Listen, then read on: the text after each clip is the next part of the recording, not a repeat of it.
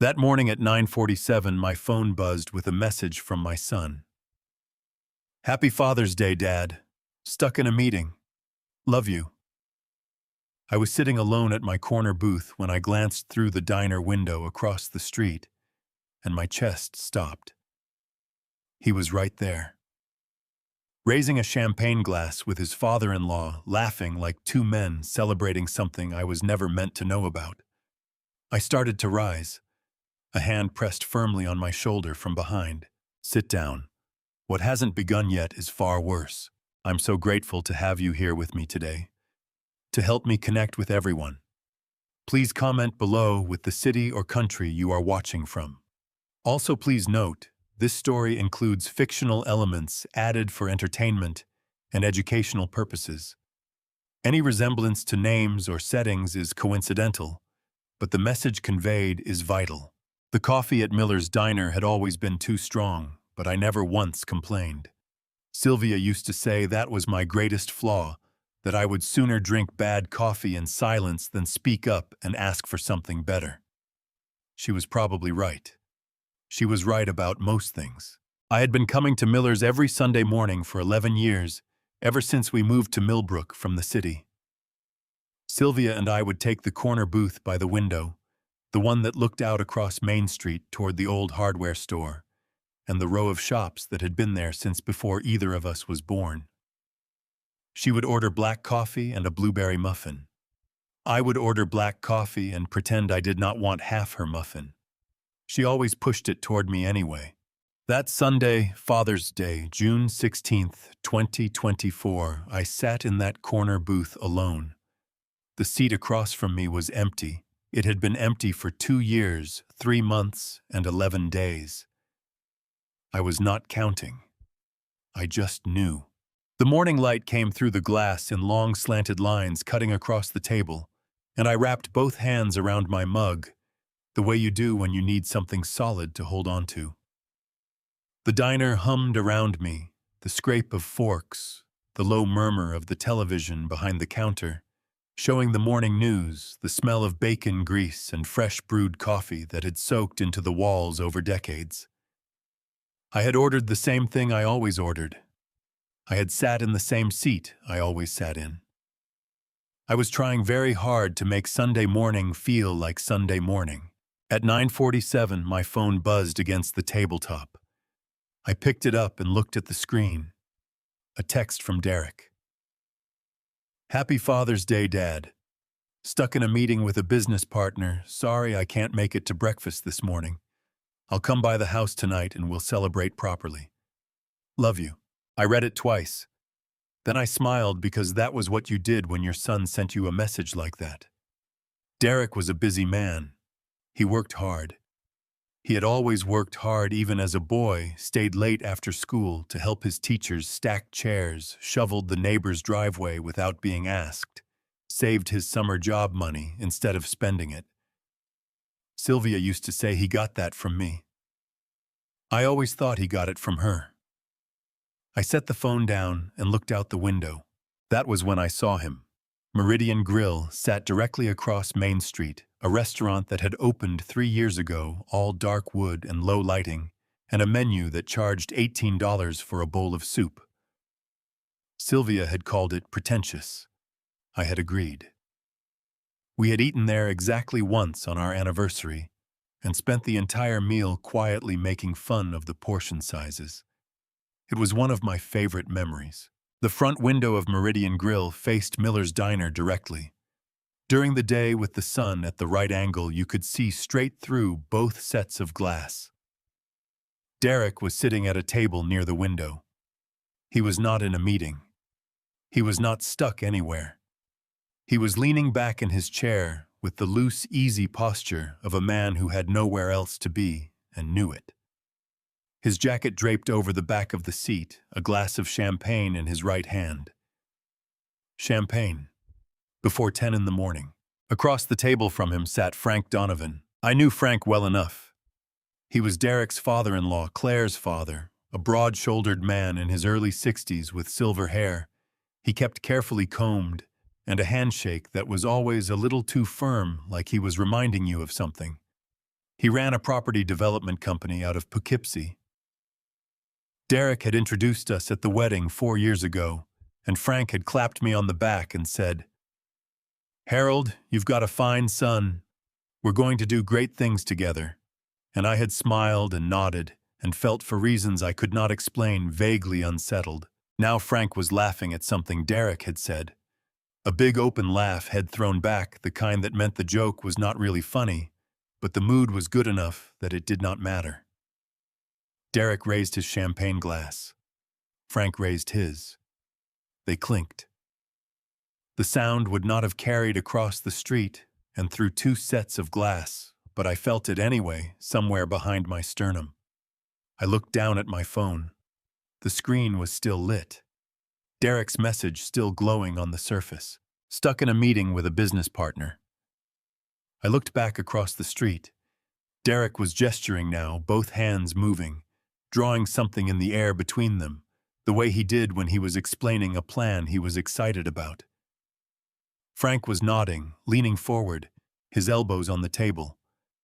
Two men who had already agreed on something, and were now simply enjoying the fact of their agreement. My coffee had gone cold. I did not notice until I lifted the mug, and the temperature of it surprised me cool and slightly bitter against my lips. I set it back down. 11 years of Sunday mornings in this booth. Sylvia across from me. The same muffin. The same bad coffee. The same view out the window of a street that never changed very much, and that was exactly what we loved about it. I picked my phone back up and read Derek's message one more time. Love you. 2 words that had never once required any effort for me to believe. Not in 33 years of watching him grow from a red-faced, screaming infant in a hospital delivery room, a grown man with his own life and his own choices. I had believed him without question, the way you believe in the walls of your own house, not because you check them every day, but because they have never given you any reason not to. Across the street, Derek laughed again. Frank said something and pointed at the window of Meridian Grill. Not at me, not at anything specific, just gesturing outward. And Derek turned slightly in his chair, and for one terrible half-second, I thought he was going to look directly at me. He did not. His eyes slid past Miller's Diner without stopping. I set my coffee down and pushed back from the booth. 30 feet of sidewalk and 2 lanes of traffic stood between me and that window. I could be at their table in under 2 minutes.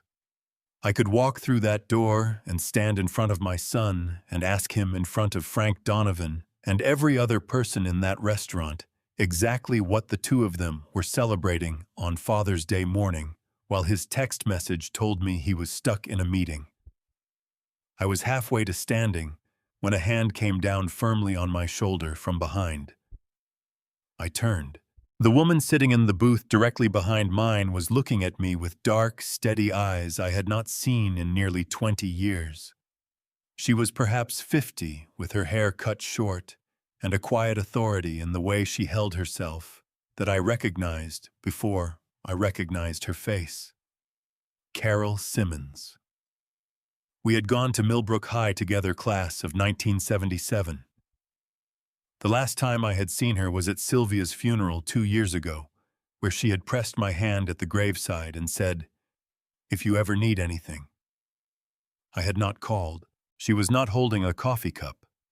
She was holding a badge folded flat against her palm, so only I could see it. Detective Millbrook, PD.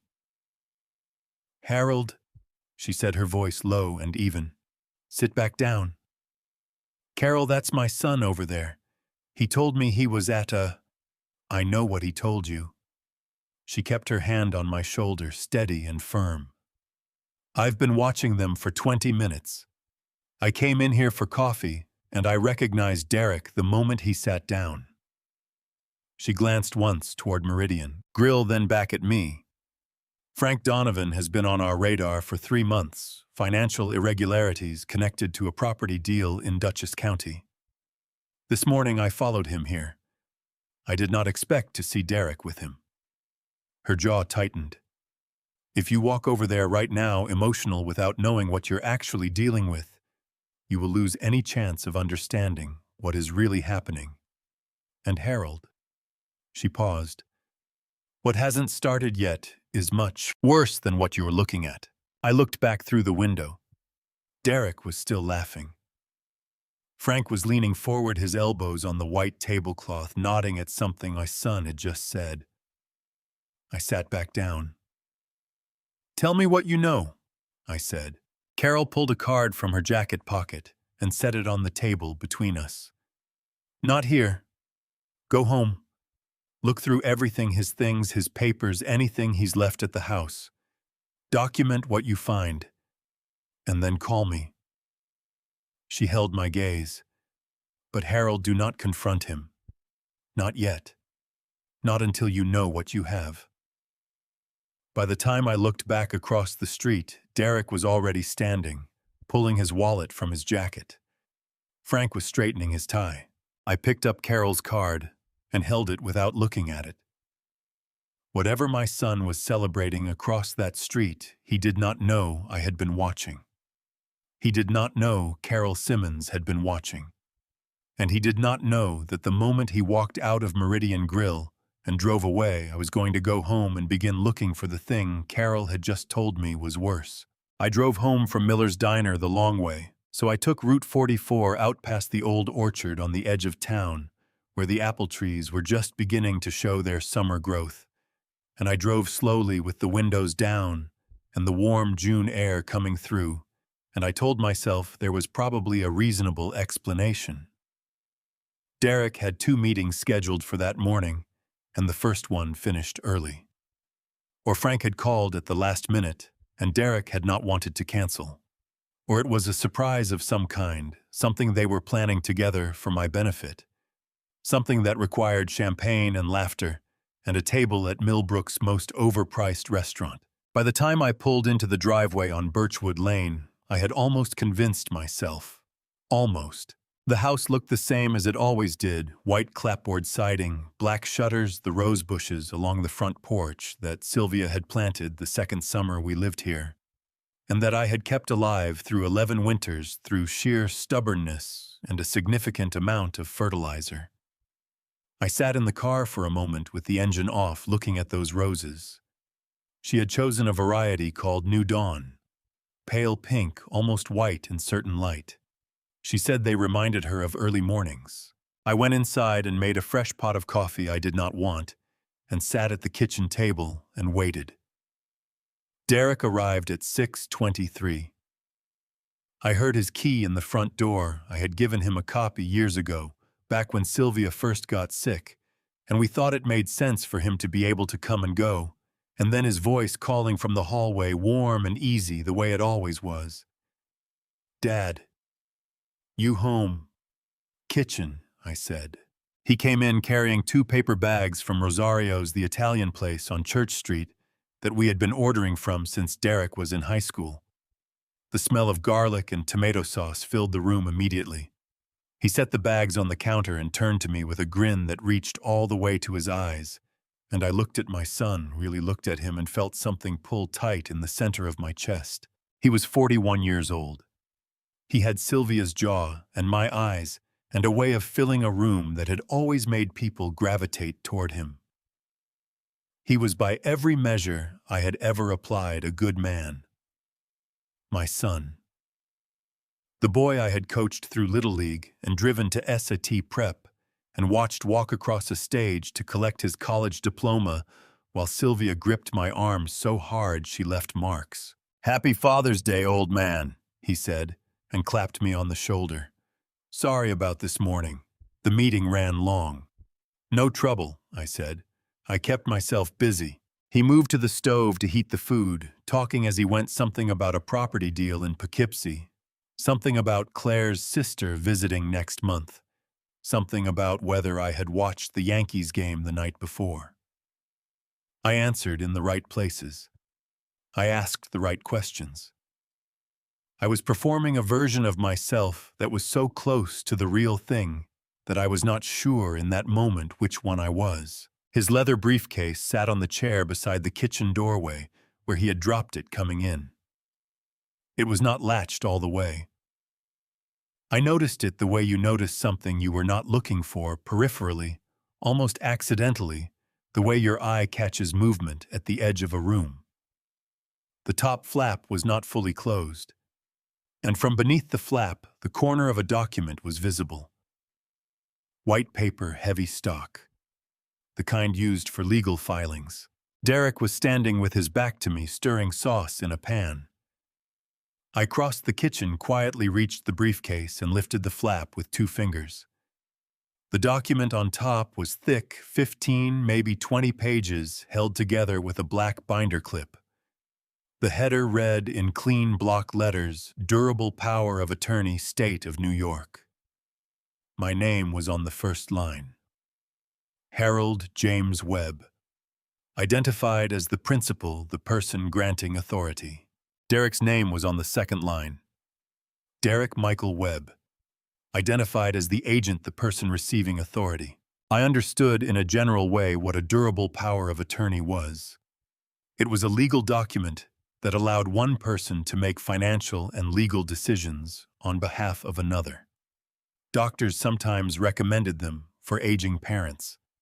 Sylvia and I had discussed drawing one up for each other years ago and never gotten around to it. The document in my hands covered, according to the scope section on page 2, all real property transactions, all banking and investment accounts, and all contract execution on behalf of the principal. All of it. Everything I owned. Signed over to Derek to do with as he saw fit. At the bottom of the signature page, 2 lines waited. One was already filled, Derek's signature dated 2 weeks ago. The other was blank. My line. Beneath the POA, held against the inside of the briefcase by nothing more than the pressure of the flap, was a single piece of notepaper. Handwritten. Derek's handwriting. I would have known it anywhere, had watched it develop from a child's uneven scrawl into the quick, slanted print he used now. It read, "Frank POA, done this week. House signs, Friday. Don't tell Claire." I read it twice. The sauce was still bubbling on the stove. Derek was still talking something about the Yankees bullpen, something about a pitcher whose name I did not register. I placed the document back exactly as I had found it, closed the briefcase flap, returned to my chair at the kitchen table, picked up my coffee mug. My hands did not shake. I made sure of that. "You want garlic bread?" Derek called over his shoulder.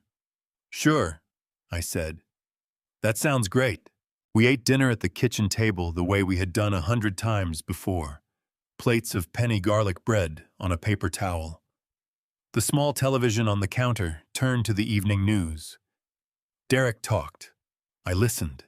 I laughed at the right moments and refilled his water glass when it got low, and told him the food was delicious, which it was.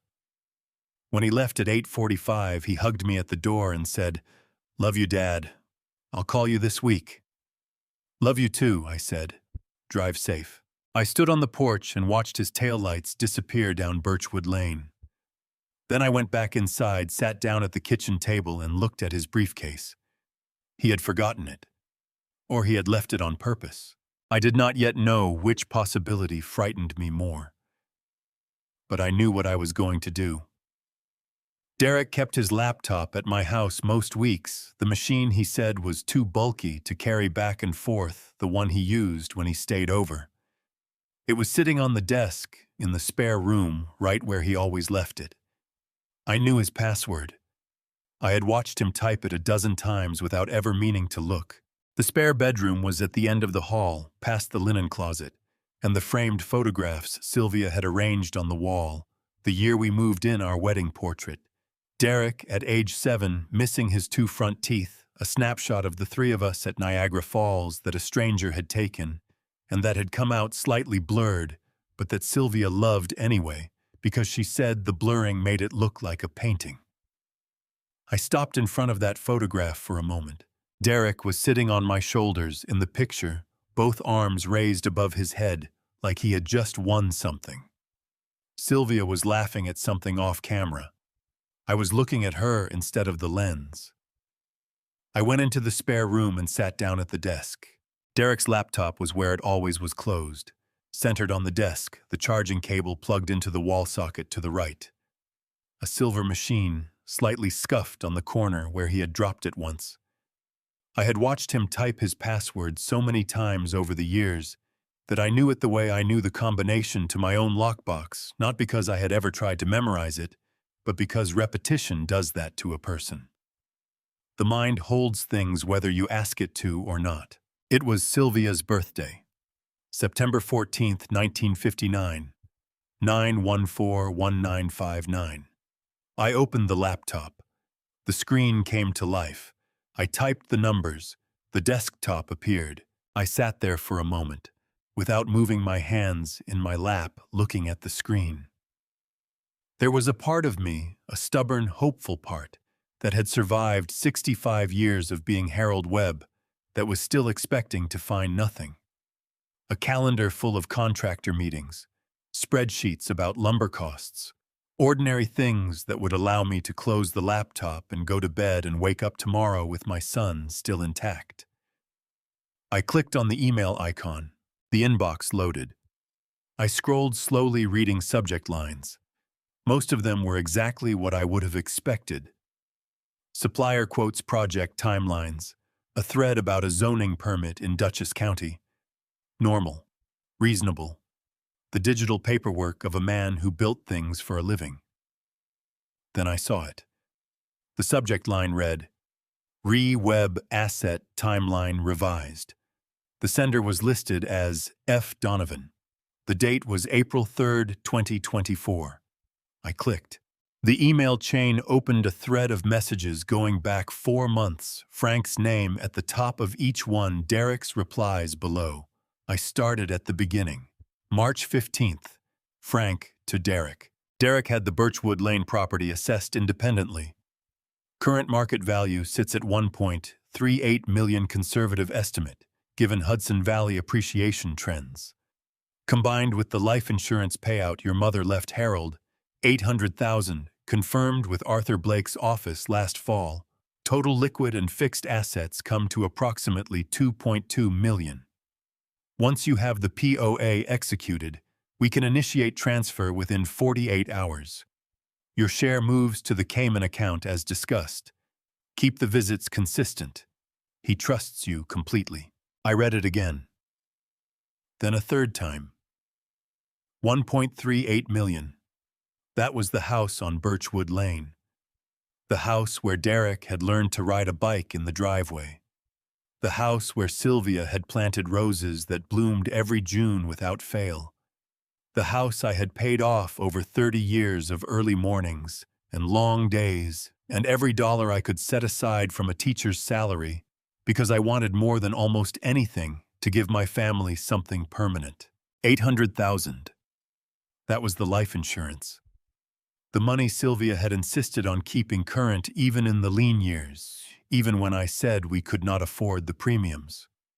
She had looked at me across the kitchen table and said, Harold, that money is for you after I'm gone. Promise me you'll keep it. I had promised. I had kept it. It was sitting in a savings account at Hudson Valley Credit Union, and I had not touched a cent of it because touching it felt like using her up. I scrolled down. March 22nd. Derek to Frank. The old man trusts me completely. Has since Mom died. He's been lonely. I think that actually makes this easier. I just need to keep showing up. Couple more weeks and we'll have everything lined up. The old man. I had to stop reading for a moment. I put both palms flat on the desk and breathed in through my nose and out through my mouth the way the cardiologist had told me to do when my blood pressure ran high. The room was very quiet. Down the hall, the photographs were still on the wall, Derek at 7 arms raised, grinning his gap-toothed grin. April 3rd. Frank to Derek. Timeline looks good? Remind me, has he mentioned Arthur Blake recently?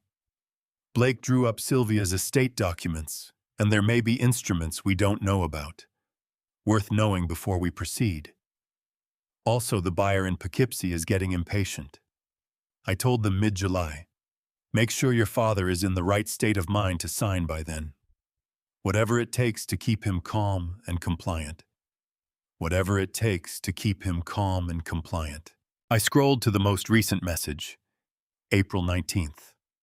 Derek to Frank. Blake hasn't come up. I don't think Dad's spoken to him since the estate settled. He's been having some health issues, dizziness, fatigue, some memory stuff. Doctor thinks it's stress. Works in our favor, honestly. He's more dependent than ever. I give it 3 weeks before he signs anything I put in front of him. Dizziness, fatigue, memory stuff. I pushed back from the desk and stood up.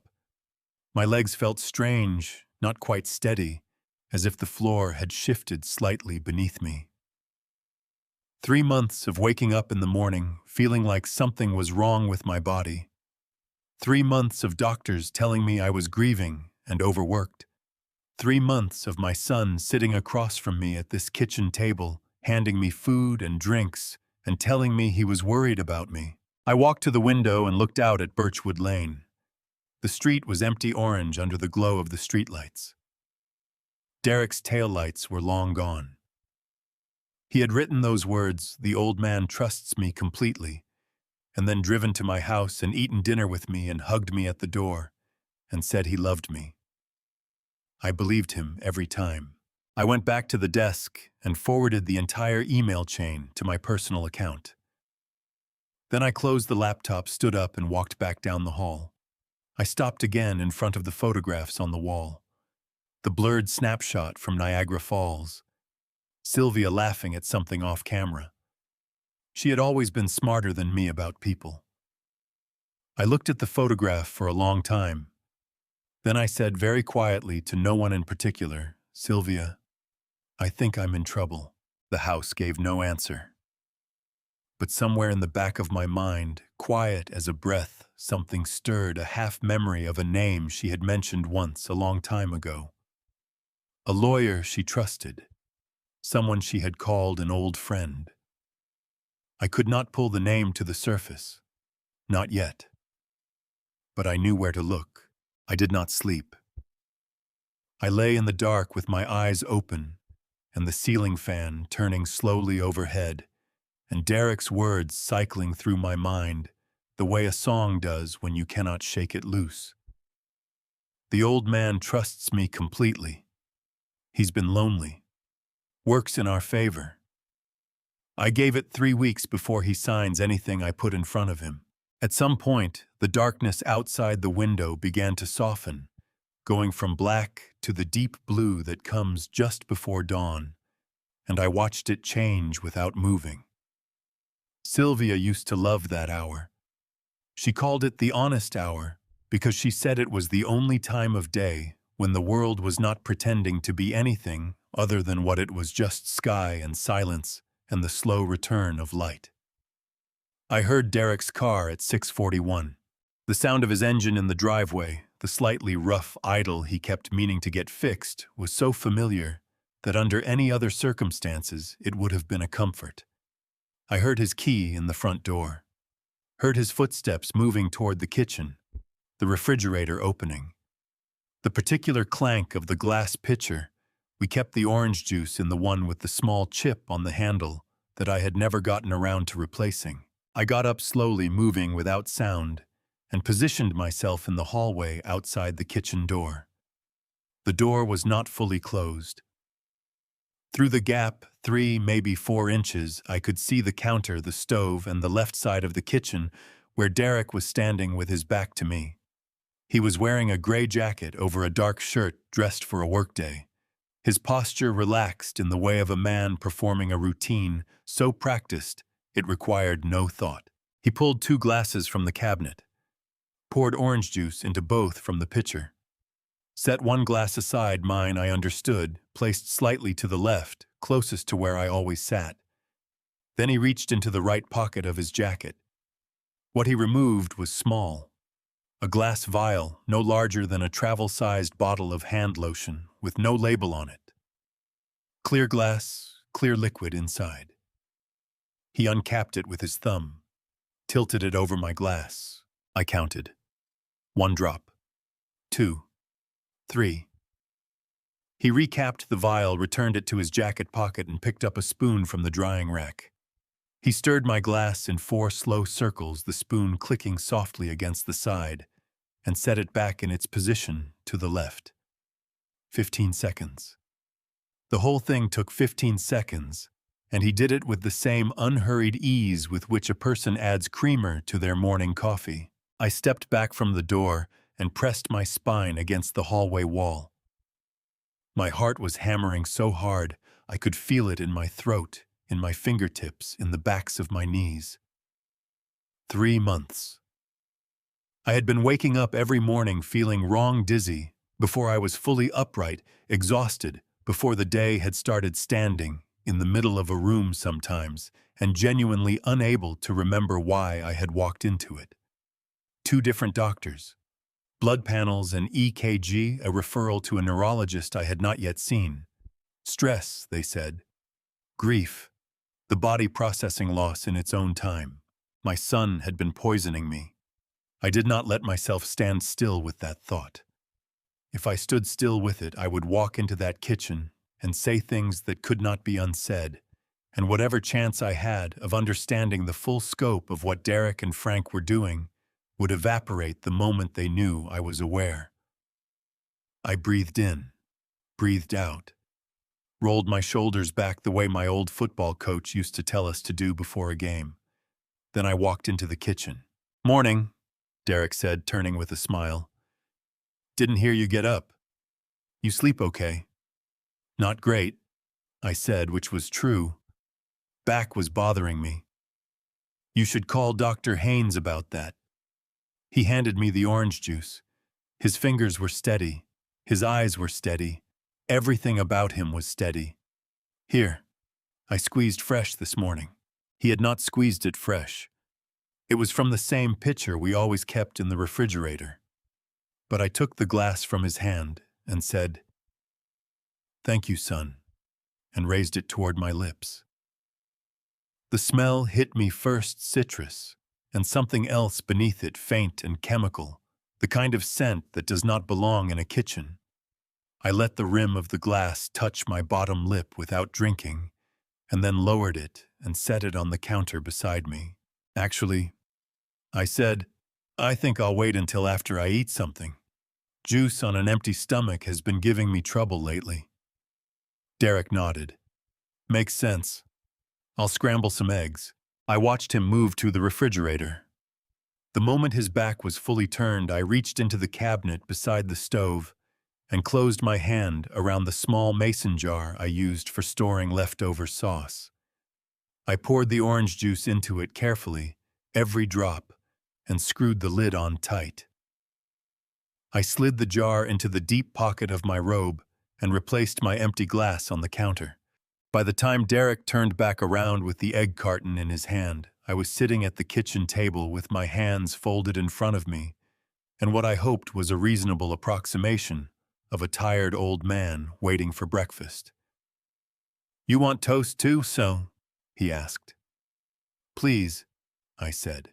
We ate together at the kitchen table, Derek talking about a renovation project in Rhinebeck. Me asking questions I already did not care about the answers to. I ate the eggs. I drank the coffee he poured from the pot, the regular pot, the one he had not touched before I came into the kitchen. I watched his hands the entire time without appearing to watch them. When he left at 8:15, he squeezed my shoulder at the door and said, "I'll check in tonight." "Okay, you're looking a little pale." "I'm fine," I said. "Just tired." After his car pulled out of the driveway, I stood at the kitchen sink and gripped the edge of the counter with both hands and let myself feel for exactly 30 seconds the full weight of what I now knew. My son. My boy. The gap-toothed kid in the photograph at Niagara Falls. Then I opened the cabinet under the sink, found a paper bag, placed the mason jar inside, and carried it to the spare bedroom, where I set it on the desk beside the laptop. I needed a laboratory. I needed a doctor who would ask no questions until I was ready to answer them. And before any of that, I needed to find the name that had been circling the edges of my memory since last night. Sylvia had left me something. I did not yet know what. But I knew with a certainty I could not explain that she had. I looked at the door at the end of the hall. Her room. I had not opened it in 2 years, 3 months, and 12 days. Today I decided was the day. I had not driven myself anywhere in 11 weeks. That was how long it had been since I had felt steady enough behind the wheel to trust myself on the road, since the dizziness had gotten bad enough that I started leaving my car in the driveway and asking Derek to take me to appointments to the grocery store, to the pharmacy, to pick up the prescriptions that were not helping because they were treating the wrong thing entirely. 11 weeks of handing over that small piece of independence without understanding why I was losing it. On the morning of June 21st, I backed the Buick out of the garage and drove to Poughkeepsie without telling anyone. The morning was clear, the kind of early summer morning that makes the Hudson Valley look like something painted rather than real. The hills green and heavy with foliage, the river catching the light in flat silver panels between the trees. I drove with both hands on the wheel and the radio off, and the mason jar wrapped in a dish towel on the passenger seat beside me, and for the first time in nearly 3 months, I did not feel dizzy. My hands were steady. My vision was clear. The road stayed where it was supposed to be. That more than anything told me what I already suspected. Hudson Valley Medical Lab was on South Hamilton Street, a low brick building set back from the road, with a small parking lot and a sign in the window advertising walk-in services. I had found it by searching for independent toxicology testing, not the hospital lab, not any facility Derek might have a connection to. Somewhere clean and separate and mine. The woman at the front desk directed me to a consultation room, and 10 minutes later, Dr. Patricia Owens came through the door.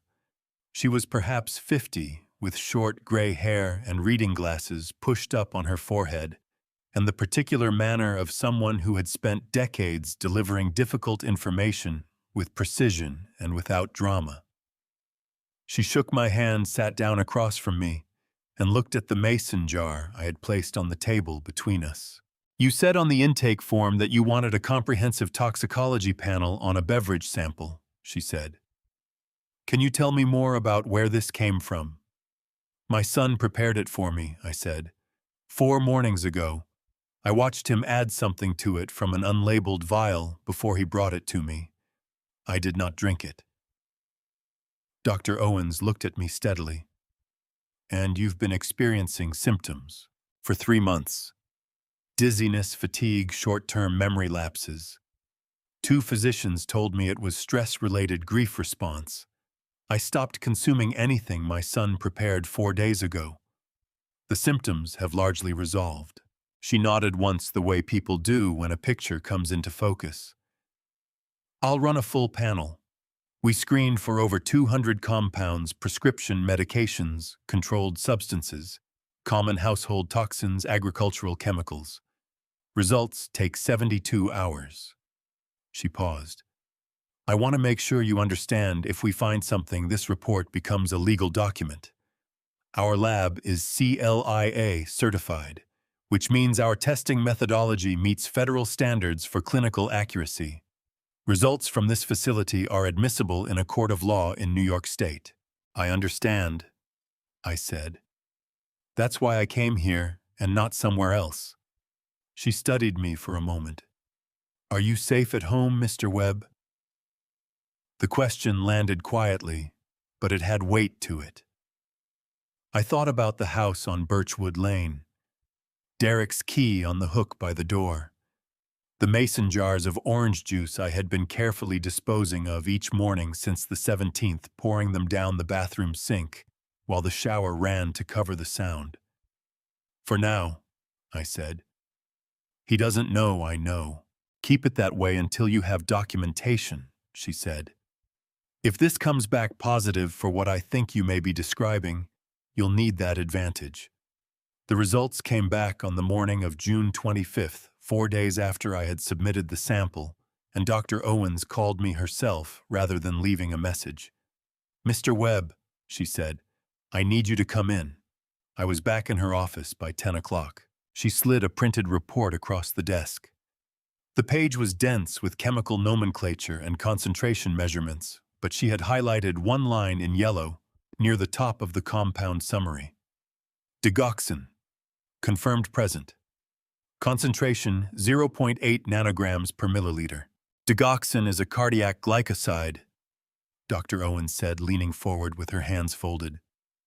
It's derived from the foxglove plant and has legitimate medical uses. It's prescribed to regulate heart rhythm in patients with certain arrhythmias and heart failure.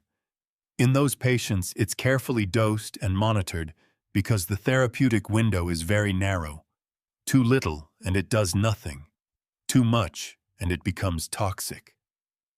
And at this concentration, I asked, at 0.8 nanograms per milliliter in a single beverage sample, and administered repeatedly over a period of months, you would expect exactly what you've been experiencing: chronic dizziness, persistent fatigue, short-term memory disruption, difficulty with concentration, and spatial orientation. She removed her glasses and set them on the desk. There's something else you need to understand, Mr. Webb.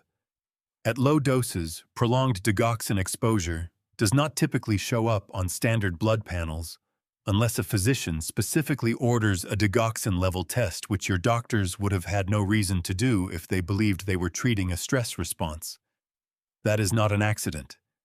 Someone who chose this particular compound understood that. The room was very quiet.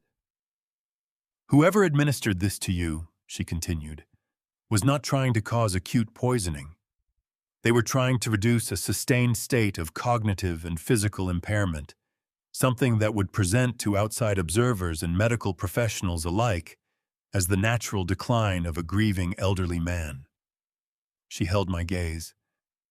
This is deliberate, Mr. Webb, and it has been going on for some time. I looked down at the highlighted line on the report. Digoxin.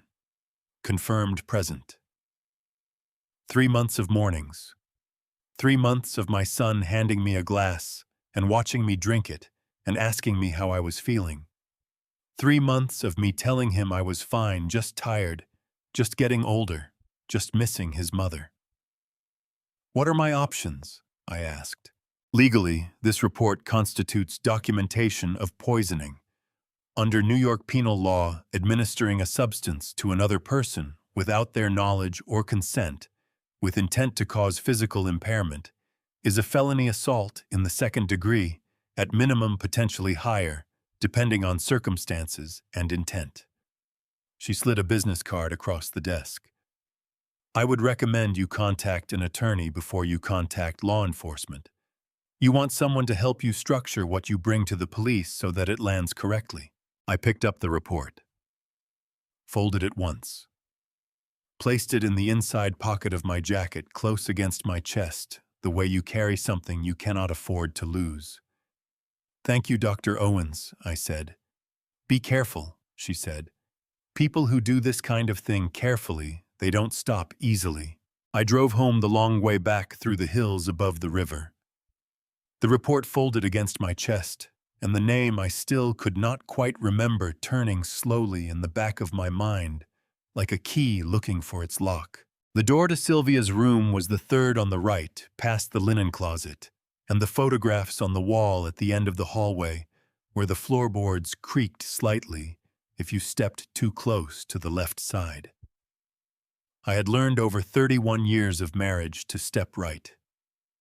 Some mornings in the first weeks after she died, I would walk down that hallway without thinking and instinctively shift my weight to avoid the creak, and then stop and stand there in the dim light, feeling the full absurdity of a man who had memorized the architecture of a life that no longer existed.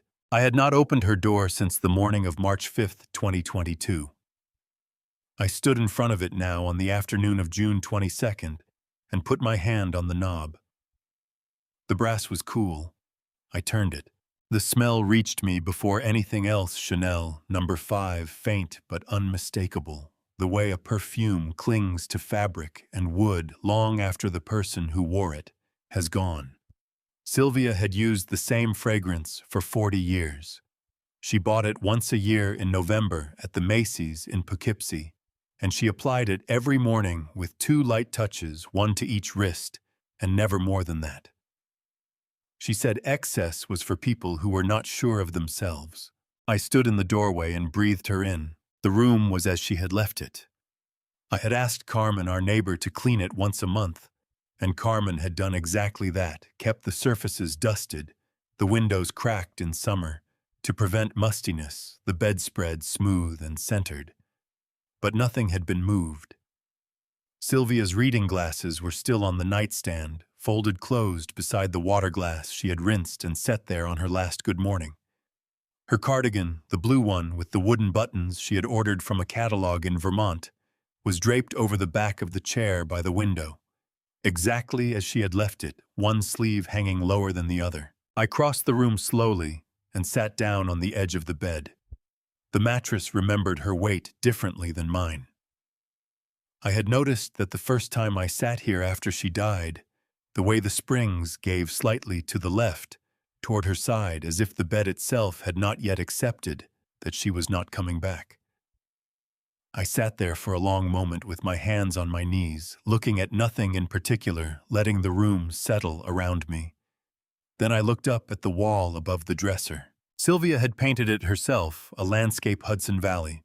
In autumn, the hills above the river, going gold and amber, a farmhouse in the middle distance with smoke rising from the chimney.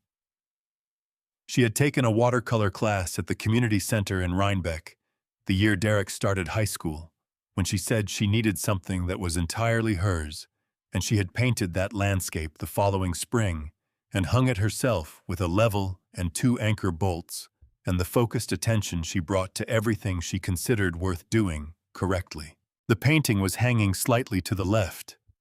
I noticed it the way you notice a wrong note in a familiar song, not immediately, but with a delayed certainty, the brain catching up to what the eye has already registered. Sylvia had leveled that painting herself. She had checked it 3 times.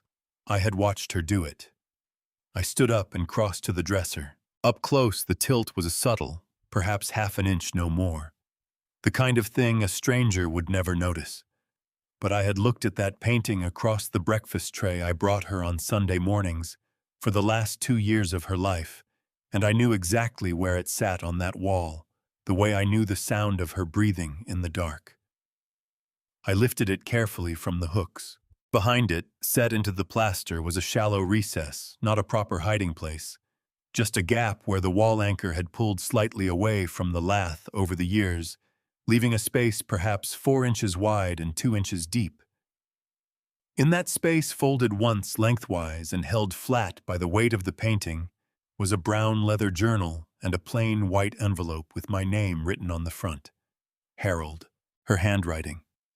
The particular way she looped the H and made the A small and round and careful. My hands were shaking now. I sat back down on the bed with the journal in my lap and the envelope beside me, and I opened the journal to the last written pages. The entries were dated. The final cluster began in October of 2021, 8 months before she died. October 19th. Her handwriting was slightly unsteady, the way it had become in her last year when the medication made her hands unreliable. But the words were precise. Harold does not see it yet. He loves Derek too completely to look at him clearly, and I understand that because I love him the same way. But love is not the same as trust, and I have been watching our son's eyes when he looks at this house, and I know the difference between a man who sees a home and a man who sees an asset. Derek sees an asset. I pray I am wrong. I do not believe I am. November 3rd. Spoke with Arthur Blake today. Told him everything. He will hold what I give him until it is needed. Harold will resist this. He will call it paranoia, call it the illness making me fearful, and maybe he will be right. But I would rather be wrong, and have left him nothing, than be right, and have left him defenseless. November 27th. If you are reading this, Harold James Webb, it means I was not wrong. And it means you are scared and angry and probably furious at me for not telling you while I was alive to explain. I am sorry for that. But you would have argued with me, and I did not have the energy left for arguments. I had just enough energy left to make sure you would not be alone when this happened. Arthur Blake. Market Street, Millbrook. He has everything. Go see him. Do not wait. And Harold, fight. Not for the house, not for the money. Fight because you are Harold Webb, and you have never in your life let anyone take something from you without your consent, and you are not going to start now. I love you. I have always loved you. That does not stop. I sat on her bed for a long time after that. I was not aware at first that I was crying. It was only when the words on the page began to blur that I understood what was happening. The hot, unfamiliar sensation on my face, the way my chest had gone tight, and then suddenly painfully loose like a fist unclenching after years of holding on. I cried the way men cry when they have held it for too long, not quietly, not with any dignity, but with the kind of force that comes from somewhere below the ribs. I pressed the journal against my chest and bent forward, and let it happen there in her room with the smell of her perfume around me, and her cardigan on the chair, and her reading glasses on the nightstand, and I said her name out loud twice because I needed to hear it in the air. When it passed, I sat up straight and wiped my face with the back of my hand. Then I picked up the white envelope, held it for a moment, and placed it carefully in the inside pocket of my jacket, beside the lab report from Dr. Owens. Arthur Blake, Market Street, Millbrook. Tomorrow morning. First thing. Blake Estate Law occupied the second floor of a narrow brick building on Market Street, above a real estate office, and a dry cleaner that had been there according to the hand-lettered sign in its window since 1968. The staircase was steep, and the banister was polished smooth from decades of hands, and the door at the top had a frosted glass panel with the firm's name painted in gold letters that had begun to flake at the edges. I stood on the landing for a moment, my hand on the knob, the white envelope in my jacket pocket, and the lab report beside it. Then I knocked and went in. The receptionist, a young woman with a Vassar pennant tacked to her cubicle wall, looked up and said, "Mr. Webb." "That's right." "He's expecting you. Go on back." The office at the end of the hall was large by the standards of the building, with floor-to-ceiling bookshelves along two walls and a window that looked out over Market Street and the green beyond it.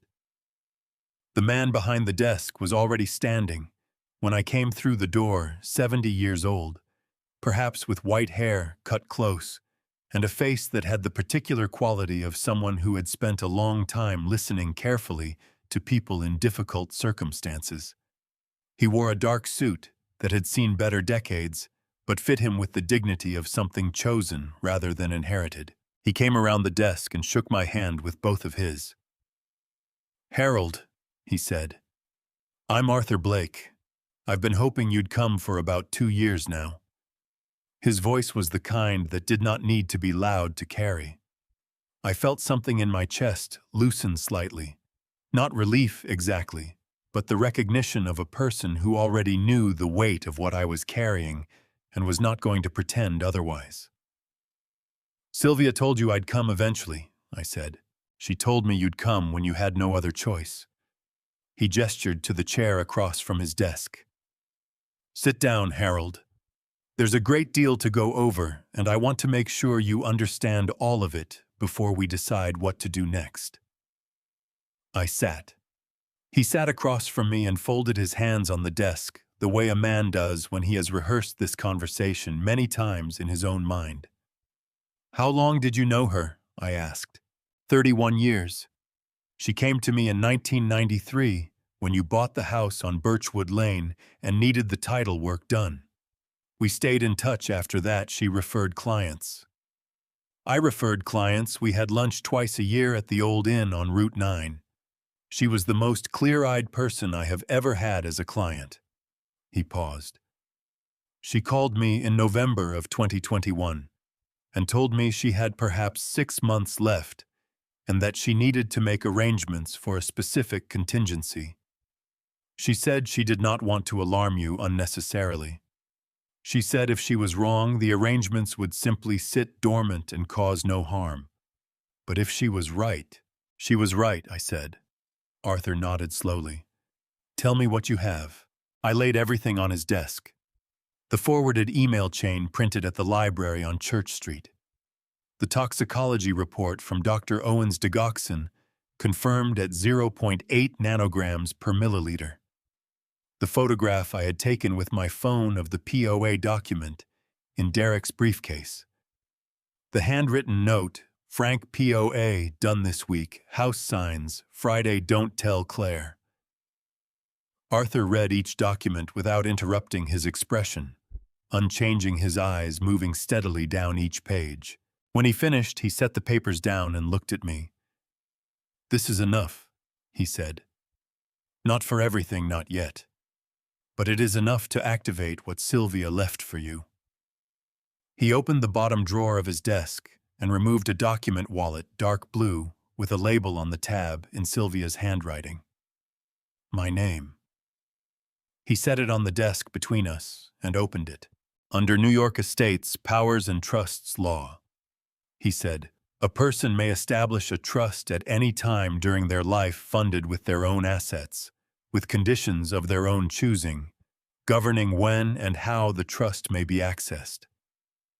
Sylvia established what is called a supplemental trust, separate from the estate documents. Derek knows about, separate from probate, entirely outside the assets he has been calculating. The principal amount is $850,000 accumulated over 30 years from her own income, her inheritance from her mother, and investments she managed independently. He slid a certificate across the desk. The condition she attached was precise. The trust activates only upon documented evidence that someone is attempting to defraud you of your property or assets through coercion, forgery, or abuse of trust. I looked at the certificate. Sylvia Webb Family Trust. $850,000. "She saved this," I said, "for 30 years. She was very deliberate about it." Arthur's voice was quiet. "She told me she hoped you would never need it. But she said, and I am quoting her directly because I wrote it down, Harold has given everything he has to this family his entire life. If someone tries to take what's left of it from him, I want him to have a fighting chance." My throat tightened. I pressed my lips together and looked at the window until I had myself under control. "There is also this," Arthur said. He slid a sealed envelope across the desk, smaller than the one I had found behind the painting, my name on the front in the same careful handwriting. I opened it. The letter inside was a single page written in the slightly unsteady hand of her last months. "Harold, if Arthur is giving you this, then I was right, and I am so sorry that I was right. I know you loved Derek with everything you had. I did too. That love was real, and it was good, and nothing that has happened since changes that. But love does not require you to be destroyed by the person you gave it to. You have Arthur. You have the trust. You have 35 years of being the most stubborn, most honorable man I have ever known. Use all of it. And when it is over, go to Montauk. We always said we would go. Go for both of us. I love you, Harold James Webb. I have loved you since the night we met at that terrible party in 1980, and you spilled red wine on my dress and apologized for 20 minutes. I will love you past every version of ending. Go fight." I folded the letter, placed it in my jacket pocket beside the lab report. Arthur was watching me with the careful attention of a man who knew when not to speak. After a moment, I said, "What do we do first?" He leaned forward, his hands flat on the desk. "First, I file an emergency application with Dutchess County Court for a temporary restraining order on all transactions involving the Birchwood Lane property. That freezes any sale, any transfer, any mortgage action. Derek and Frank cannot move on the house while that order is in place." He tapped the documents. "Second, I activate the trust. You will have access to $850,000 within 72 hours. That gives you the resources to fight this properly." He paused. "Third, you need someone who can gather what we cannot. A private investigator. Someone who can follow Derek and Frank, document their meetings, find what we have not yet found." "Do you know someone?" I asked. "I know exactly the right person," he said. "His name is Pete Garza. He is discreet, he is thorough, and he has worked with this office before on cases involving estate fraud." Arthur picked up the phone. "I will call him now if you are ready." I looked at the letter in my jacket pocket. The lab report, Sylvia's certificate. "I'm ready," I said. Pete Garza was waiting for me in the last booth at the back of the Millbrook Diner on Franklin Avenue, nursing a cup of coffee and reading a folded newspaper, the way people did before phones made that habit obsolete. He was perhaps 52, 53, with close-cropped gray hair and the kind of weathered face that suggested a life spent mostly outdoors or in circumstances that qualified as the opposite of comfortable. He wore a flannel shirt over a dark undershirt and work boots that had seen genuine work, and when he looked up as I approached, he had the unhurried, evaluating gaze of a man who had spent decades reading people quickly and accurately. He did not stand up. He folded his newspaper and extended his hand across the table. "Mr. Webb," he said. "Pete Garza. Arthur speaks well of you." "He speaks well of you too," I said, and slid into the booth across from him. The waitress came. I ordered coffee. Pete pushed the creamer toward me without being asked, which told me Arthur had mentioned I took it light. The small attentions of a man who prepared before he arrived. "Arthur gave me the broad strokes," Pete said. "I want to hear it from you. Everything in order without leaving anything out because you think it might not be relevant. The things people think are irrelevant are usually the things that matter most." So I told him. I started with Father's Day morning at Miller's Diner. Derek's text message, the champagne through the window, and I went through everything in sequence. The briefcase, the laptop, the orange juice, the mason jar, Dr. Owens and the digoxin, Sylvia's room and the painting and the journal, Arthur and the trust. I talked for 20 minutes without stopping, and Pete listened without interrupting, once his eyes steady on my face, his coffee going cold in front of him. When I finished, he was quiet for a moment.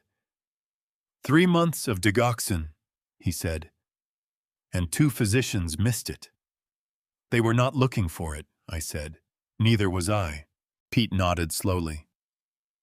The email chain Derek wrote that your health issues were working in their favor. That tells me the poisoning was not opportunistic. It was part of the plan from the beginning. Which means Frank Donovan designed this, not Derek. He looked at me steadily. Your son is not the architect here, Mr. Webb. He is the instrument. That does not make what he did forgivable, but it changes what we are dealing with. I had not allowed myself to think about it in those terms. The distinction did not make the betrayal smaller, but it rearranged something in the way I was carrying it. What do you need from me? I asked. 2 things. First, continue exactly as you have been. Derek comes to see you, you are tired and forgetful and grateful for his help. Do not change your behavior by a single degree. If he senses anything has shifted, Frank will accelerate the timeline, and we lose the advantage. Pete wrapped both hands around his coffee mug. Second, do not dispose of anything. Every piece of evidence stays exactly where it is. The mason jar is with Dr. Owens already, which is correct. The email printouts, where are they? Locked in the filing cabinet in my study. The key is on a ring I keep on my person. Good. Keep them there. He pulled a small notebook from his shirt pocket and uncapped a pen. I am going to follow Derek and Frank for the next week. Public spaces, their vehicles, their known meeting locations. I am licensed by the state of New York under general business law. Everything I document in public is legally obtained and admissible. I will have a preliminary report for you by July 1st. The House is supposed to sign on Friday the 5th, I said. I know, Arthur told me. We have 9 days. He wrote something in the notebook without looking down. That is enough time if we move correctly. He asked me several more questions, Frank's business address in Poughkeepsie, the name of the real estate firm Derek used, whether I had noticed any new vehicles parked near the house on Birchwood Lane. I answered everything I could and told him honestly when I did not know. He wrote steadily, unhurried, and when he was satisfied, he capped the pen and looked at me. One more thing, he said. How are you holding up? The question surprised me. I had expected efficiency from Pete Garza. Arthur had described him as thorough and discreet, but not that. I am managing, I said. That is not what I asked. I looked at him across the table. Outside the window, Franklin Avenue went about its Tuesday morning business. A woman walking a golden retriever, a delivery truck idling in front of the hardware store, 2 teenagers on bicycles moving slowly through the intersection. Millbrook in June. The town I had chosen to spend the rest of my life in with Sylvia in the house on Birchwood Lane. I am angry, I said. Mostly I am angry, and underneath the anger I am something else that I do not have a word for yet.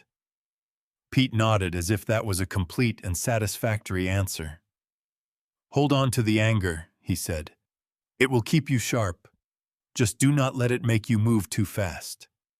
He left first, dropping a $10 bill on the table for both coffees without discussion. I sat for a few minutes after he was gone, looking at the empty booth across from me, and then I drove home. Derek arrived at 6:45 that evening. He brought groceries, a rotisserie chicken from the Price Chopper on Route 44, a container of coleslaw, a loaf of sourdough bread from the bakery on Maple Avenue. He moved around my kitchen with the ease of a man entirely comfortable in a space, pulling plates from the cabinet, finding the serving spoon in the 3rd drawer on the left without looking, pouring 2 glasses of water from the filtered pitcher on the counter. He did not bring orange juice. I noticed that and said nothing. We ate at the kitchen table. Derek talked about a permit delay on a project in Hyde Park, about Claire's plans to visit her college roommate in Boston, about whether the Yankees had any hope in the second half of the season. I ate my chicken and said the right things and asked the right questions and laughed at the right moments. At one point, he reached across and squeezed my forearm and said, "You seem a little better tonight, Dad, less worn down." I looked at my son's hand on my arm, the same hand that had held a vial over my glass 3 mornings ago, the same hand that had signed a power of attorney document transferring everything I owned. I had a good day, I said. Sometimes you just have a good day. He smiled satisfied and went back to his food. After he left at 9 o'clock, I locked the front door and stood in the hallway for a long moment, with my forehead resting against the cool wood of the doorframe. The house was very quiet around me. Through the window beside the door, I could see the last of the evening light fading over the rose bushes along the porch. Sylvia's new dawn roses, pale pink, going gray in the dusk. I straightened up, went to the kitchen, poured myself a glass of water from the pitcher Derek had not touched. 9 days. Pete Garza was already out there. Arthur Blake was filing paperwork in the morning, and I had just spent 3 hours sitting across from my son, eating rotisserie chicken and talking about baseball and he had no idea that anything in the world had changed. I was going to need to be very good at this for 9 more days. Pete called at 7:43 on the morning of June 30th and said 4 words before I had finished saying hello. "Come meet me. Now." His office was on Maple Avenue above the insurance agency in a suite that smelled of old coffee and printer toner and had a view of the parking lot behind the hardware store. I had been there once before to drop off copies of the email chain. This time Pete was standing when I came through the door, which he had not been at the diner, and that told me something before he said a word. He gestured to the chair across from his desk and sat down himself and opened a manila folder without preamble. 5 days, he said. Here is what 5 days looks like. He slid a photograph across the desk. Derek and Frank Donovan standing outside a glass-fronted office building in Poughkeepsie, both men in suits. Frank with his hand on Derek's shoulder, the posture of a man concluding something satisfactory. "That building," Pete said, tapping the photograph, "is the Dutchess County office of Meridian Property Group, real estate brokerage out of Manhattan, commercial and residential, significant Hudson Valley presence. Derek and Frank have been there 3 times in the past 5 days. I documented each visit times, durations, photographs." He slid a second document across. Thick paper densely printed with a Meridian Property Group letterhead at the top. "I have a contact at the county clerk's office," Pete said. "Meridian filed a purchase and sale agreement on the Birchwood Lane property 6 days ago. Standard residential transaction form. Buyer is a holding company registered in Delaware, which is common enough that it would not raise flags on its own." He paused. "The sale price is $1,380,000. The earnest money deposit, $200,000, was wired 3 days ago. It is sitting in Meridian's escrow account right now." I looked at the document. My address. Birchwood Lane, Millbrook, New York. The house Sylvia and I had bought 31 years ago for $212,000 and paid off over 3 decades of careful living. "The closing date," Pete said, "is Friday, July 5th, 5 days from today." I had known this was coming. The note in Derek's briefcase had said Friday. I had known since the night I read it. But seeing it printed on an official document, a real transaction, a real escrow account, a real buyer waiting, made my stomach drop in a way that knowing had not. "There is more," Pete said. He slid a third document across. This one was a copy of a signature page, the authorization line on the purchase and sale agreement, the line that confirmed the seller's consent to list the property. The signature on that line was mine, except it was not mine. I picked it up and held it close. Harold J. Webb, written in a hand that approximated my signature with enough accuracy that a stranger would not have questioned it, the same slant, the same compressed W, the same way the final B curled slightly downward. But I had not signed this document. I had never seen this document, and looking at it with my own eyes, knowing with absolute certainty that I had not produced that signature, I felt something shift in my chest, from grief into something colder and harder and considerably more dangerous. "Derek signed this," I said. "That is my conclusion as well," Pete said. "Under New York Penal Law Section 170.10, forgery in the second degree, signing another person's name on a written instrument with intent to defraud constitutes a Class D felony.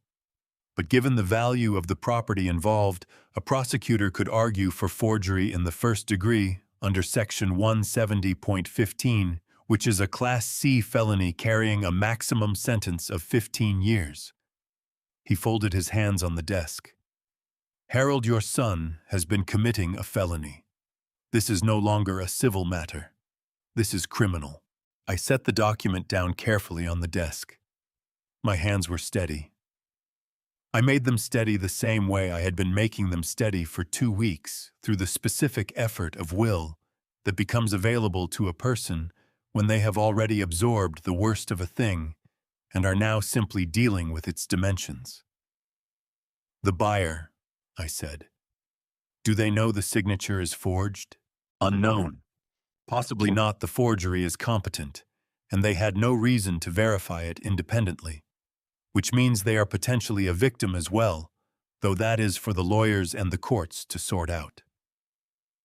Pete leaned back. What matters right now is that Arthur's temporary restraining order, which he filed yesterday morning, will freeze this transaction before it reaches closing.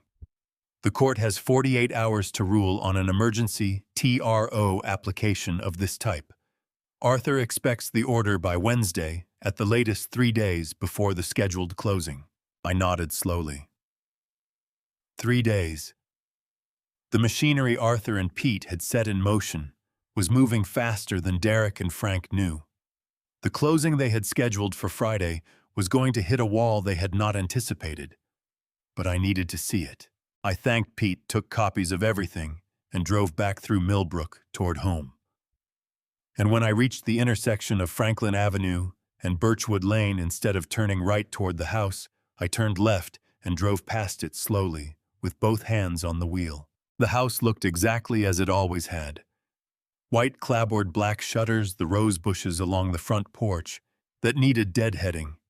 The flagstone path Sylvia and I had laid ourselves one October weekend 20 years ago, stone by stone, arguing cheerfully about the spacing.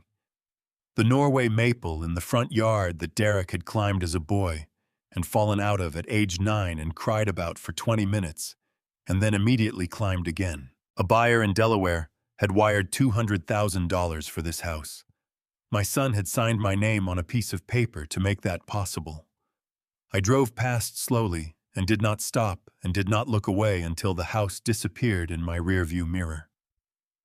Then I drove to Arthur Blake's office on Market Street and went upstairs and knocked on the frosted glass door and told him everything Pete had found. Arthur listened with his hands folded and his expression unchanged until I finished. Then he said, "The TRO application is already in front of Judge Patricia Holloway at Dutchess County Supreme Court. I expect her ruling by Wednesday morning." He looked at me over the top of his glasses. "Harold, this is no longer just fraud. A forged signature on a real property transaction in New York State is a felony. When we bring this to law enforcement, Derek is not looking at a civil judgment. He is looking at criminal charges." "I know," I said. "Are you prepared for that?"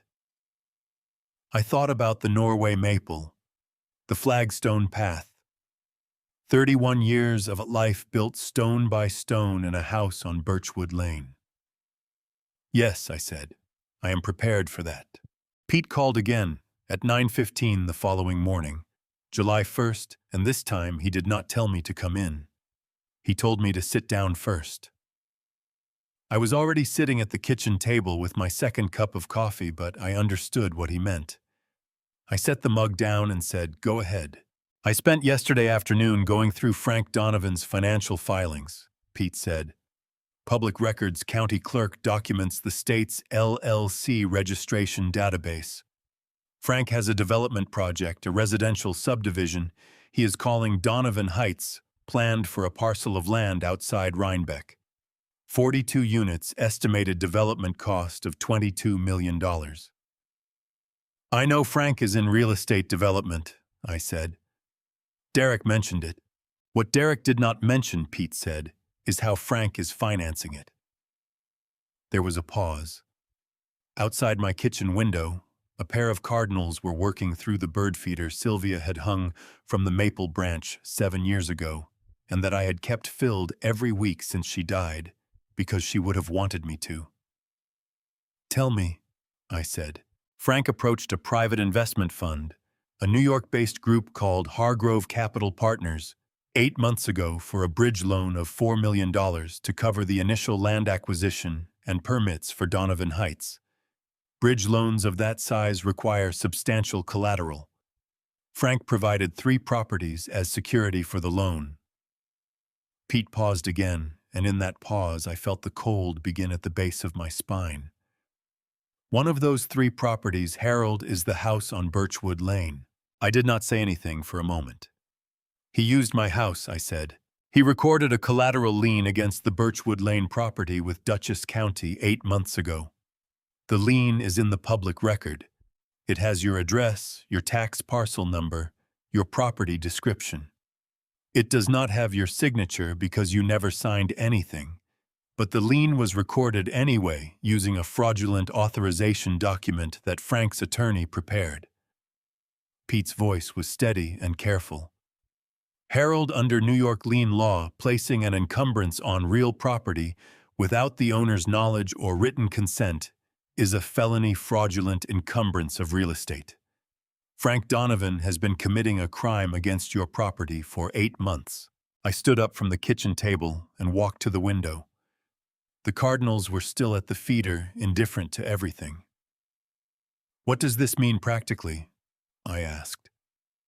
If the lien stands and Frank's development project runs into financial trouble, which Pete said is already showing signs of delay, Hargrove Capital Partners has a legal claim against your home as collateral security. They could move to foreclose on the lien to recover their investment. He let that settle. You are not just facing Derek trying to sell your house through a forged signature. You are facing Frank having already pledged your house as debt collateral to a third-party lender who has no idea the authorization was fraudulent. 2 directions. I had understood in the abstract that Frank was dangerous. I had understood that his involvement went beyond simply advising Derek on the mechanics of the POA.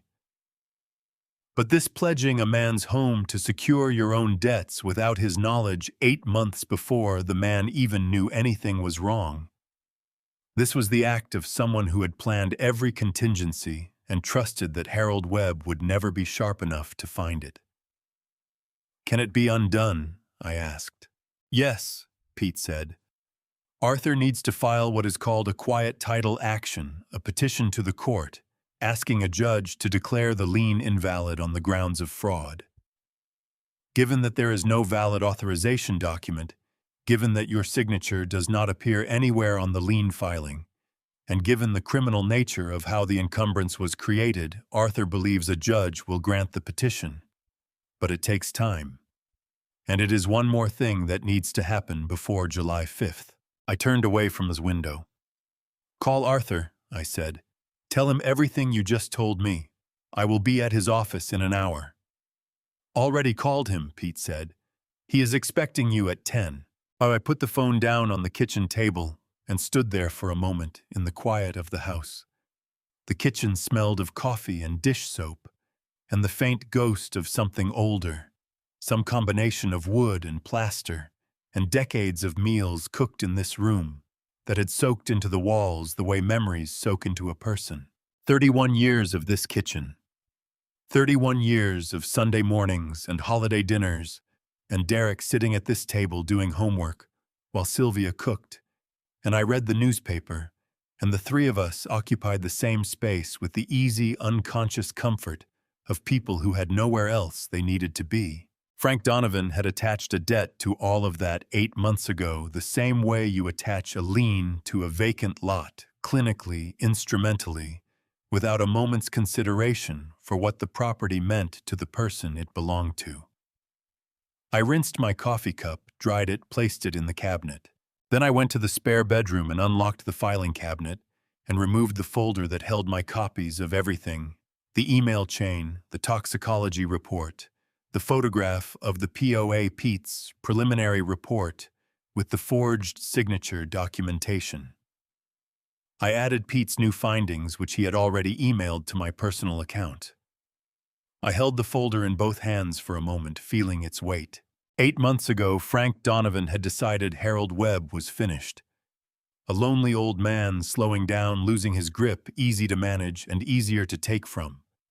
He had designed a plan with multiple redundancies, the POA, the forged sale, the collateral lien, so that even if one piece failed, the others would carry it through.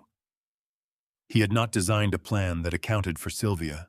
He had not designed a plan that accounted for Arthur Blake or Pete Garza, or a mason jar of orange juice in a filing cabinet, or a painted landscape hanging slightly crooked on a bedroom wall.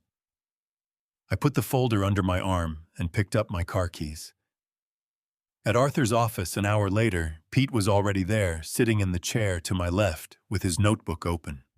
Arthur was behind his desk with his glasses on, and the phone records Pete had obtained spread across the blotter in front of him. Arthur looked up when I came in and said without greeting, "Frank Donovan is more exposed than he knows. The lien filing has his attorney's name on the authorization document. That attorney is going to have a very difficult conversation with the New York State Bar Association." I sat down, opened my folder, placed everything on Arthur's desk. "Tell me what we need," I said. Arthur picked up his pen. "We need one more thing, Harold. Something that connects Frank and Derek not just to fraud, but to intent, to a plan. Something recorded, something undeniable, something a jury can hear with their own ears." He looked at me steadily. "We need to hear them say it themselves." I looked at Pete. Pete looked back at me and said, "I know someone who can help you set up a camera." The camera was smaller than I expected. Pete's contact, a man named Vincent, who arrived at Birchwood Lane on the morning of July 2nd in an unmarked van and spoke no more than 30 words the entire time he was in the house, installed it inside the smoke detector housing in the living room ceiling. Digital recording, motion activated, synced to a cloud account, accessible only from my laptop. Vincent showed me how to access the footage, confirmed the audio pickup radius covered the entire main floor, and left. The whole process took 40 minutes. I had been checking the footage every evening since fast-forwarding through hours of empty rooms and the sound of the house settling in the July heat. Derek had visited on the afternoon of July 2nd. I watched myself move through my own living room with the slightly slowed gait I had been performing for weeks. Watched Derek follow me to the kitchen. Watched us eat lunch together at the table I had eaten 1,000 lunches at. Nothing. Ordinary domestic footage of a man and his son sharing a meal. On the evening of July 3rd, I sat down at my laptop at 9:45 after Derek had left, opened the cloud account, and began reviewing the afternoon's footage. I found it at the 2-hour and 17-minute mark. The timestamp read 3:12 p.m. I had been upstairs, ostensibly napping. Derek had encouraged me to rest, had settled me with a blanket and the ceiling fan on, had closed the bedroom door with the soft, practiced care of someone performing attentiveness. I had lain in the dark, listening to the silence of the house, until I heard faintly the sound of his voice downstairs. A one-sided conversation, a phone call. On the footage, Derek sat in the armchair by the window, my armchair, the one I had owned for 20 years, reupholstered once at Sylvia's insistence with his phone pressed to his ear and his body angled slightly away from the room, as if that offered some privacy. The camera's microphone picked up both sides of the conversation with a clarity that made my chest tighten even before I understood what I was hearing. Derek's voice first. "He still hasn't signed. I've been pushing as hard as I can without tipping him off. The man is... I don't know, Frank. He seems slower, more confused, but he keeps finding reasons to put it off." Frank Donovan's voice came through the phone speaker, slightly compressed, but unmistakable, that particular cadence I had heard across dinner tables and at Derek's wedding, and at 2 Christmas gatherings, the voice of a man accustomed to being the most certain person in any room. "Increase the dosage.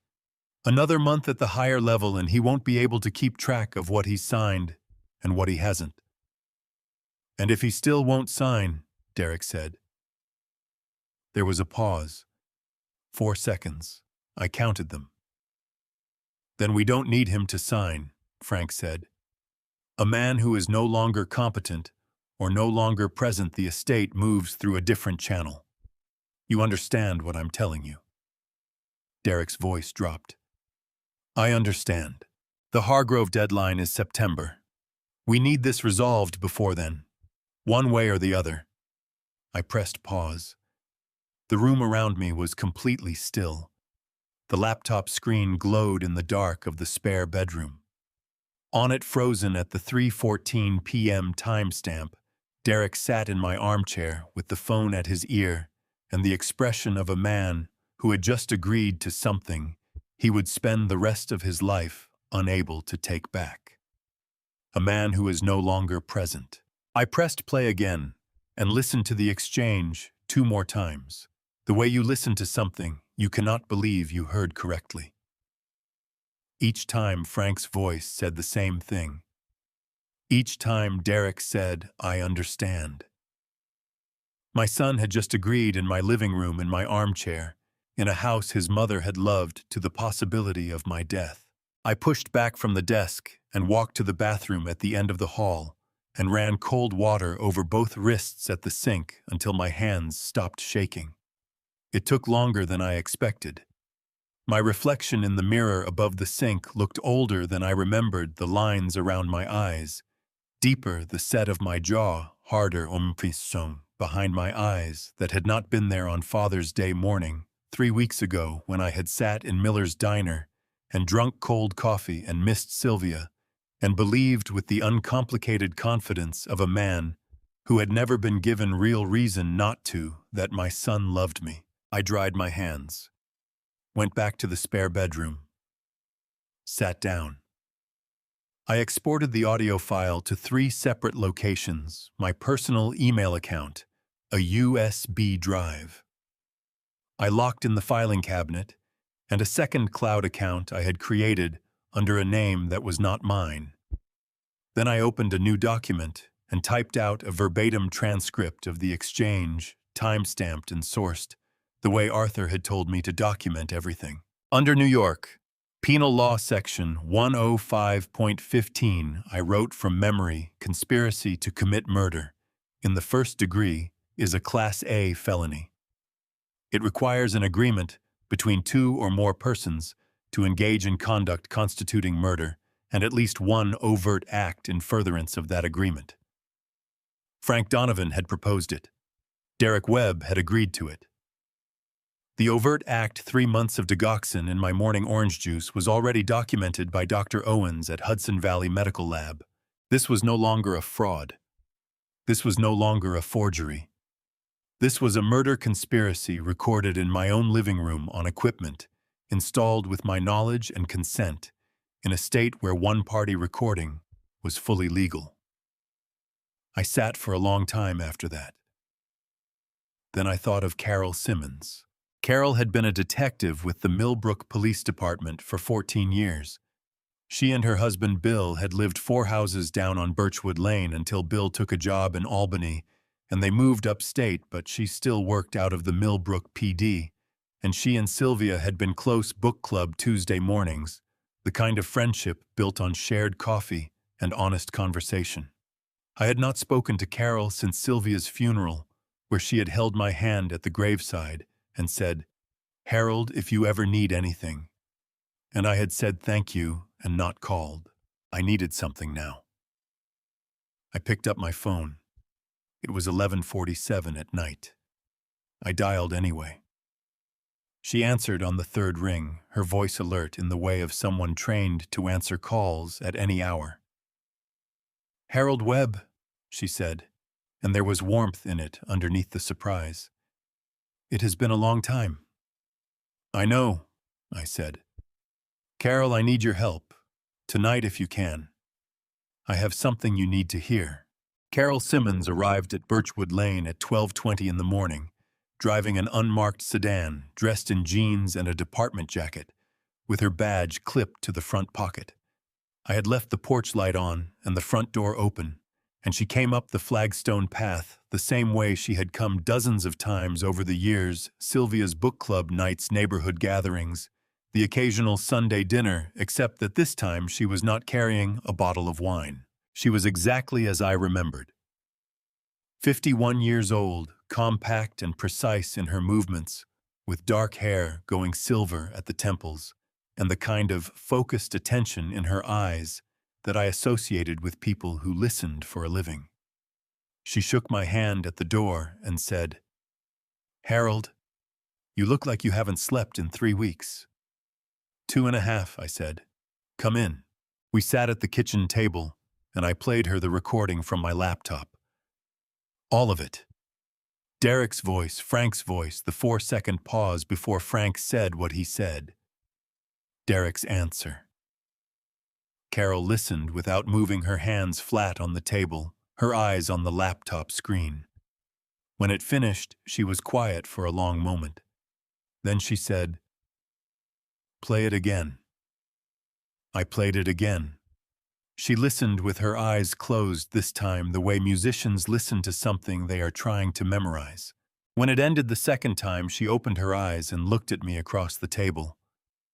"Harold, I have been a detective for 14 years. I have worked homicide. I have worked fraud. I have worked domestic violence cases that would keep you up at night. What I just heard is a conspiracy to commit murder. Frank Donovan proposed the death of another human being, and Derek Webb agreed to it. That recording, combined with the toxicology report you have from Hudson Valley Medical Lab, constitutes probable cause for arrest." "I know," I said, "but I need more than an arrest. I need a conviction. I need it to be airtight." Carol studied me for a moment. "Arthur Blake called me this afternoon, actually, before you did. He told me about the TRO, the forged signature, the collateral lien. He said you were building something." She tilted her head slightly. "How much more do you have?" I laid everything on the kitchen table. The email chain, the toxicology report, Pete's photographs of Derek and Frank at Meridian Property Group, the forged signature documentation, the transcript I had typed from the recording. Carol went through each document methodically, making notes in a small pad she pulled from her jacket pocket, her handwriting quick and economical. When she finished, she sat back and crossed her arms. "This is one of the most complete packages of evidence I have seen come out of a private investigation. Pete Garza does good work." She tapped the recording transcript. "Here is what I need from you. I need you to continue the performance for 4 more days. Derek cannot know anything has changed. Frank cannot know. The TRO will hit them on Wednesday. The forgery charges will follow. And this recording gives me grounds for a criminal investigation that goes well beyond fraud." She looked at me steadily. "But Harold, you need to be somewhere with witnesses when this comes to a head. Somewhere public, somewhere documented, somewhere we control." "I have been thinking about that," I said. She nodded. "We'll talk more tomorrow. Get some sleep if you can." She left at 1:15. I did not sleep. At 7:48 the following morning, July 4th, Independence Day, a detail that struck me with a particular and private irony, my phone buzzed with a text from a number I did not recognize. The area code was local. The message read, "Harold, this is Claire, Derek's wife. I need to talk to you alone. Please don't tell Derek I contacted you. I know this is strange. I'm sorry. I just need someone to talk to." I stared at the message for a long time. Then I typed back, "I'm here. Where can we meet?" She chose a coffee shop in Rhinebeck, 40 minutes south on Route 9. I got there first and took a table near the back, away from the windows, and ordered coffee I did not intend to drink. Claire arrived 12 minutes later. I had met Claire Donovan perhaps 8 times over the 4 years she and Derek had been married. She was 34, with her father's coloring, silver fair, gray-eyed, and a quietness about her that I had always taken for reserve but now wondered if it was something else. She slid into the chair across from me and wrapped both hands around the coffee mug the server placed in front of her, and looked at me with eyes that were red at the edges and had clearly been that way for more than one night. "Thank you for coming," she said. "Thank you for reaching out," I said. "Claire, whatever you need to tell me, take your time. She exhaled slowly. 2 nights ago, I was at my parents' house. My dad's study door was partway open and I heard him on the phone. I wasn't trying to listen. I was walking past. She pressed her lips together. I heard him say Derek's name. And I heard him talk about you not being around anymore. Not in it wasn't abstract. He was specific about it. He talked about the estate, about the timeline, about Derek being positioned correctly. Her voice cracked on the last word. She pressed 2 fingers against her mouth and steadied herself. I have been telling myself for 2 years that Derek was helping you manage your finances. That was what he told me. That you were getting older and you needed help and he was being a good son. And I believed him because I wanted to believe him. Because he is my husband and I love him and I did not want to know what I was starting to suspect. Her hands were shaking around the mug. I reached across the table and covered them with mine and felt the trembling in her fingers. You are not responsible for what they did, Claire, I said. She shook her head hard. My father has done this before. That is what I heard him say on the phone. He mentioned a family in Houston. 4 years ago. An elderly man, a property dispute, it was handled quietly. He said that like it was a business transaction. Like handling someone quietly was a thing a person just does. She looked up at me and her gray eyes were bright with tears she was not letting fall. I don't know who my father is. I thought I knew. I don't. I know, I said. And I did. The specific grief of discovering that a person you loved has been in some essential way someone other than who you believed them to be. I had been living inside that grief for 3 weeks. We sat together for a moment in the noise of the coffee shop. People who had both lost something they could not name precisely. Then Claire straightened her spine and looked at me directly. What do I need to do? Talk to Detective Carol Simmons, I said. She is a friend. She will protect you. Under New York law, you cannot be compelled to testify against your husband. That is called spousal privilege. But you have the right to testify voluntarily if you choose to. No one can force you either way. Claire nodded. I choose to. Whatever Derek has done, whatever my father has done, I choose to. She picked up her coffee mug and set it down again without drinking. Harold, I'm sorry. For all of it. I'm sorry I didn't ask more questions sooner. You are asking them now, I said. That is what matters. I called Carol from the parking lot. She answered before the second ring and said, Tell me. Claire Donovan wants to talk to you, I said. And Carol Frank Donovan has done this before. There is a family in Houston from 4 years ago. We need to find them. There was a short silence on the other end. Then Carol said quietly, and with a precision that told me she had shifted into a register I recognized from the recording, the register of someone who had just seen the full shape of a thing. Harold, we are going to need to move faster than I thought. The Millbrook Police Department occupied a 2-story building on Front Street 3 blocks from the village green, with an American flag on the pole out front that someone had put up fresh for the holiday. It was not yet 8 in the morning when I pulled into the parking lot, and the flag was snapping in the July wind with the particular vigor of something new, bright red and white and blue against a sky that had not yet decided what kind of day it intended to be. I sat in the car for a moment looking at it. 31 years ago, Sylvia and I had watched the Millbrook 4th of July parade from the front porch of Birchwood Lane with Derek on my lap, 3 years old, and overwhelmed by the noise of it hiding his face against my shoulder every time a firecracker went off. By the time he was 7, he had stopped hiding. By the time he was 12, he had stopped watching. Somewhere in the years between 3 and 41, the boy who had hidden his face against my shoulder had become the man who sat in my armchair and agreed in a measured voice that his father did not need to be present anymore. I got out of the car and went inside. Carol was waiting in a conference room at the end of the hall, with Arthur Blake seated to her left and Pete Garza to her right.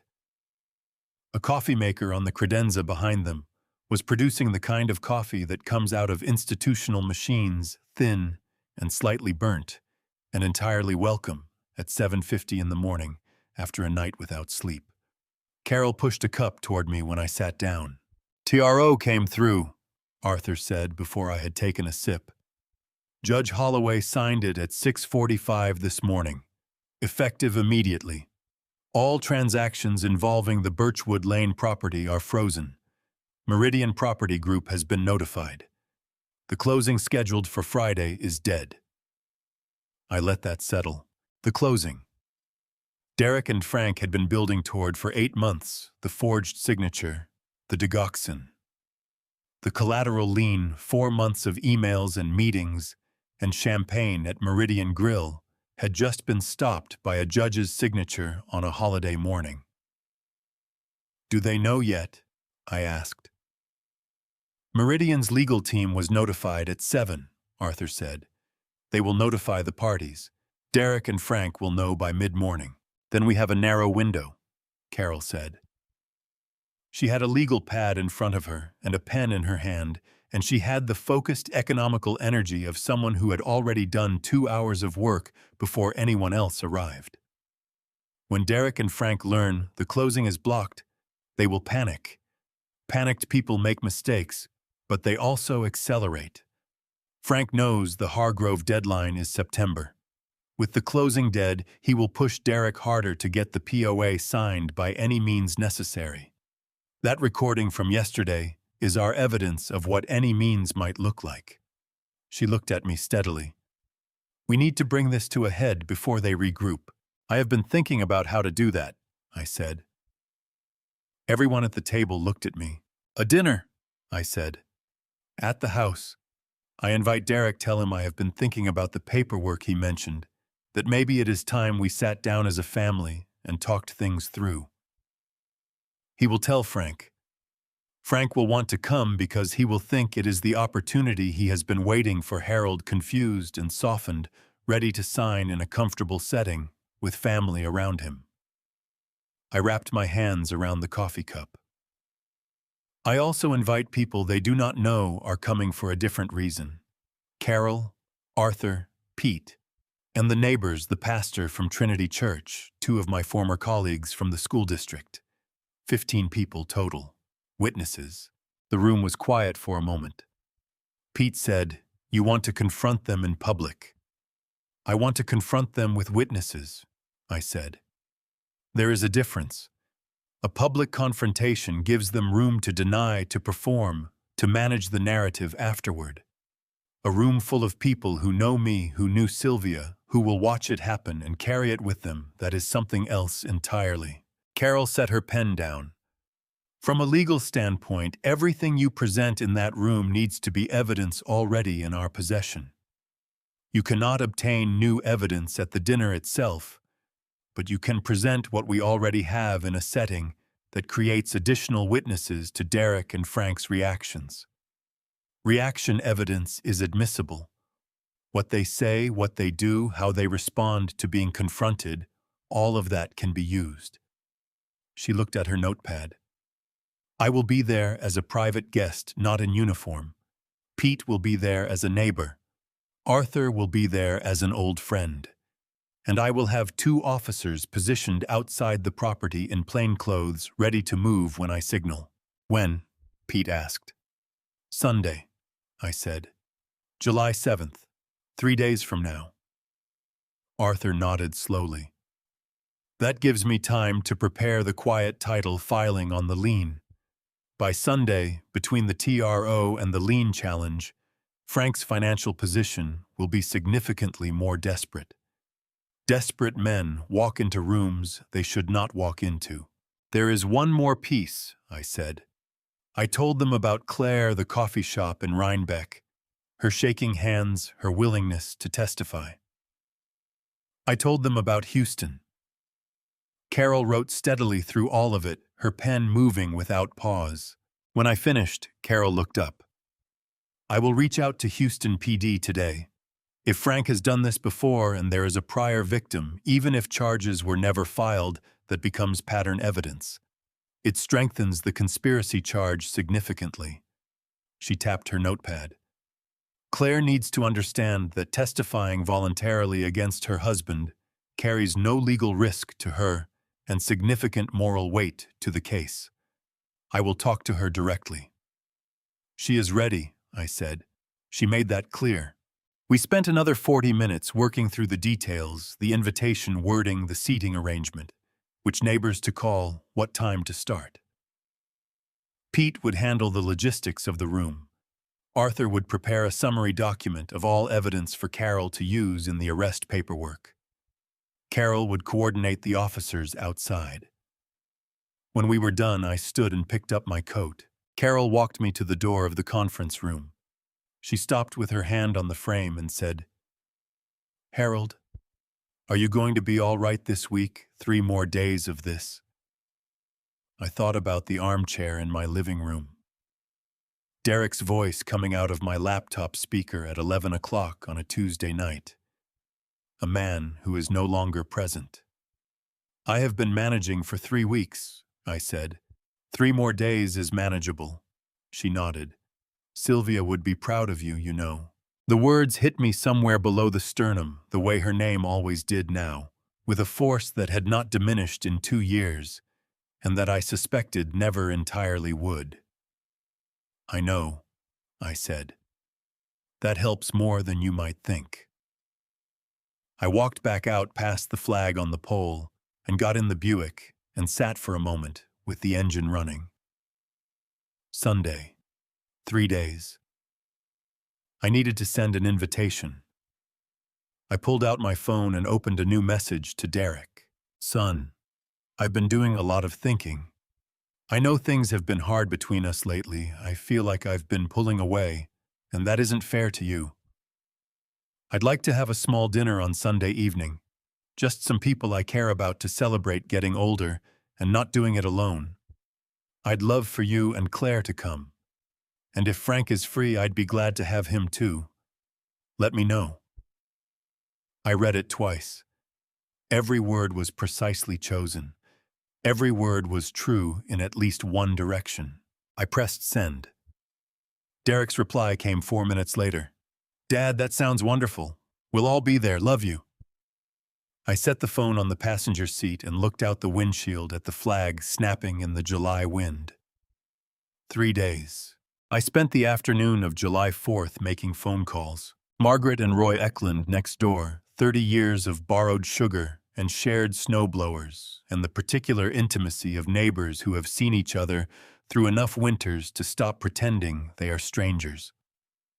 Reverend Thomas Briggs from Trinity Church on Church Street, who had presided at Sylvia's funeral, and who called me every few months to check in with the steady, unassuming persistence of a man who meant it when he said he would.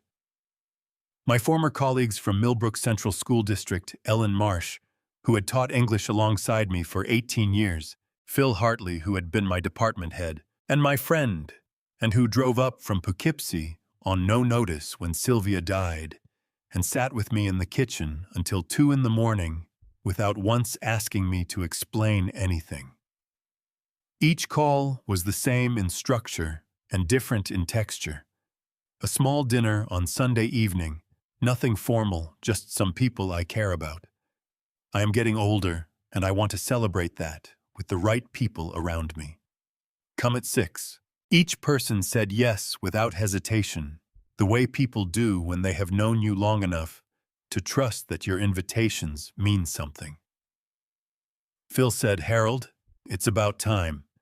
You've been too quiet up there." Margaret said, "Should I bring the coffee cake?" Reverend Briggs said, "I'll bring my appetite and a prayer if that's all right with you." I told them all yes, and I thanked them. And when I hung up after each call, I sat for a moment with the phone in my hand and felt the specific weight of what I was asking them to walk into without their knowledge. They were coming for a dinner. They were going to witness something else entirely. I had wrestled with that, the ethics of it, the fairness, and had concluded that what they were going to witness was the truth.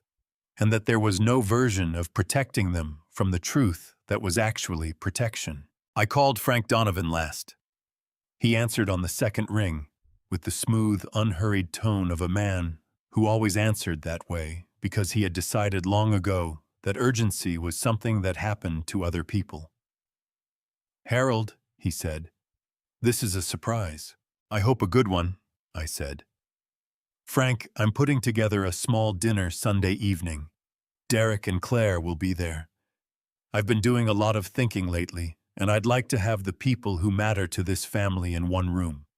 You've been a big part of Derek's life. I'd be glad to have you." A pause. Brief 2 seconds, maybe 3. I could hear him recalibrating. "I'd be honored, Harold," he said. "Is there anything you need me to bring?" "Oh, just yourself," I said. "Derek mentioned you've been helping him think through some things regarding my finances. Maybe after dinner we can sit down and talk that through. I've been going back and forth on some of those decisions, and I think it's time I stopped putting it off." Another pause. Longer this time. I could almost hear the shape of his thinking, the closing that had been blocked that morning, the timeline pressure from Hargrove Capital, Harold Webb, apparently softening and opening a door that had been shut for weeks. "That sounds very reasonable, Harold," Frank said, and the warmth in his voice had taken on a different quality. The warmth of a man who has just seen his opportunity materialize. "I'll be there at 6. Looking forward to it," I said. "See you Sunday." I ended the call and set the phone on the kitchen table and looked at Sylvia's bud vase on the windowsill, the small blue one she had bought at a yard sale in Rhinebeck, and that I had kept filled with whatever was growing in the garden, because emptying it felt like surrendering something I was not ready to surrender. He took the bait. He took it immediately and completely, the way a man takes bait when he is hungry enough that caution stops working. The next 2 days passed in a strange double register, outwardly ordinary, inwardly coiled. I cleaned the house on Saturday morning, the way Sylvia used to clean before company came moving through each room, with deliberate attention, straightening what needed straightening, polishing the dining table until it held the light the way she had liked it to. I set 15 places with the good china we had received as wedding gifts and used perhaps a dozen times in 31 years. I placed Sylvia's photograph on the sideboard in the dining room between the candlesticks, not as a statement, simply because she belonged in the room where her family would gather. Pete came by Saturday afternoon to walk through the layout. He stood in the dining room doorway and looked at the table at the sideboard, at the placement of the chairs. "Derek here," he said, pointing to the chair to my right. "Frank here," pointing left. "Claire at the far end between Ellen and Reverend Briggs. Carol at the near end, clear line of sight to both of them." He looked at me. "You need to be at the head. Not the side, not the middle. The head." "I know," I said. He nodded once and left without elaborating. That was the thing about Pete Garza, he understood when words were not the point. Saturday evening, I sat alone at the dining table after dark with a single candle lit and a glass of water I was not drinking. The table was set. The chairs were waiting. The house was very quiet around me. I thought about the last dinner party Sylvia and I had given her 62nd birthday 4 months before she was diagnosed. 20 people crowded into this room with the windows open in September, and Sylvia at the head of the table laughing at something Ellen had said, her hair loose, her earrings catching the candlelight. She had looked across the table at me at some point during the evening and smiled the specific smile she reserved for moments she wanted to remember, and I had smiled back, and neither of us had said anything because we did not need to. I blew out the candle and sat in the dark for a while. Then I went to the spare bedroom, unlocked the filing cabinet, and spent an hour organizing everything into 7 envelopes, white letter-sized, sealed, each one labeled in my own handwriting with a single word on the front. Not the contents. just the word that described what the contents meant. The first envelope I labeled poison, the second theft, the third conspiracy, the fourth forgery, the fifth debt, the sixth murder. The seventh envelope I left blank. I placed all 7 in the inside pocket of the suit jacket hanging on the back of the spare bedroom door, the dark charcoal suit I had worn to Sylvia's funeral and had not worn since. Tomorrow I would wear it again. It seemed right. She had chosen that suit for me. She had said it made me look like a man who knew what he was doing. Tomorrow I intended to be exactly that. I was standing in front of the bathroom mirror at 5:50 on Sunday evening, July 7th, adjusting the knot of my tie for the 3rd time, when I understood that I was not nervous. I had expected to be nervous. 3 weeks ago, sitting in Miller's diner with cold coffee and Derek's text message glowing on my phone, I would not have believed that I could arrive at this evening and feel anything other than terror. But what I felt standing in the bathroom, in the charcoal suit Sylvia had chosen, was something closer to stillness. The specific stillness of a person who has done everything that could be done and is now simply waiting for the doing to begin. I straightened the tie one final time, put on the jacket. In the inside breast pocket, I felt the weight of 7 envelopes against my chest. I went downstairs. The dining room looked the way Sylvia would have wanted it to look. The good china on the white tablecloth, the candlesticks lit the late evening light, coming through the west-facing window, in long gold panels across the floor. Her photograph on the sideboard between the candlesticks, watching the room she had filled for 31 years. I stood in the doorway and said quietly to the photograph, "All right, Sylvia, here we go." The first knock came at 6:02. Margaret and Roy Eklund, carrying the coffee cake she had mentioned on the phone. Roy shook my hand and said I looked sharp. Margaret hugged me and said the table was beautiful. I thanked them and meant it.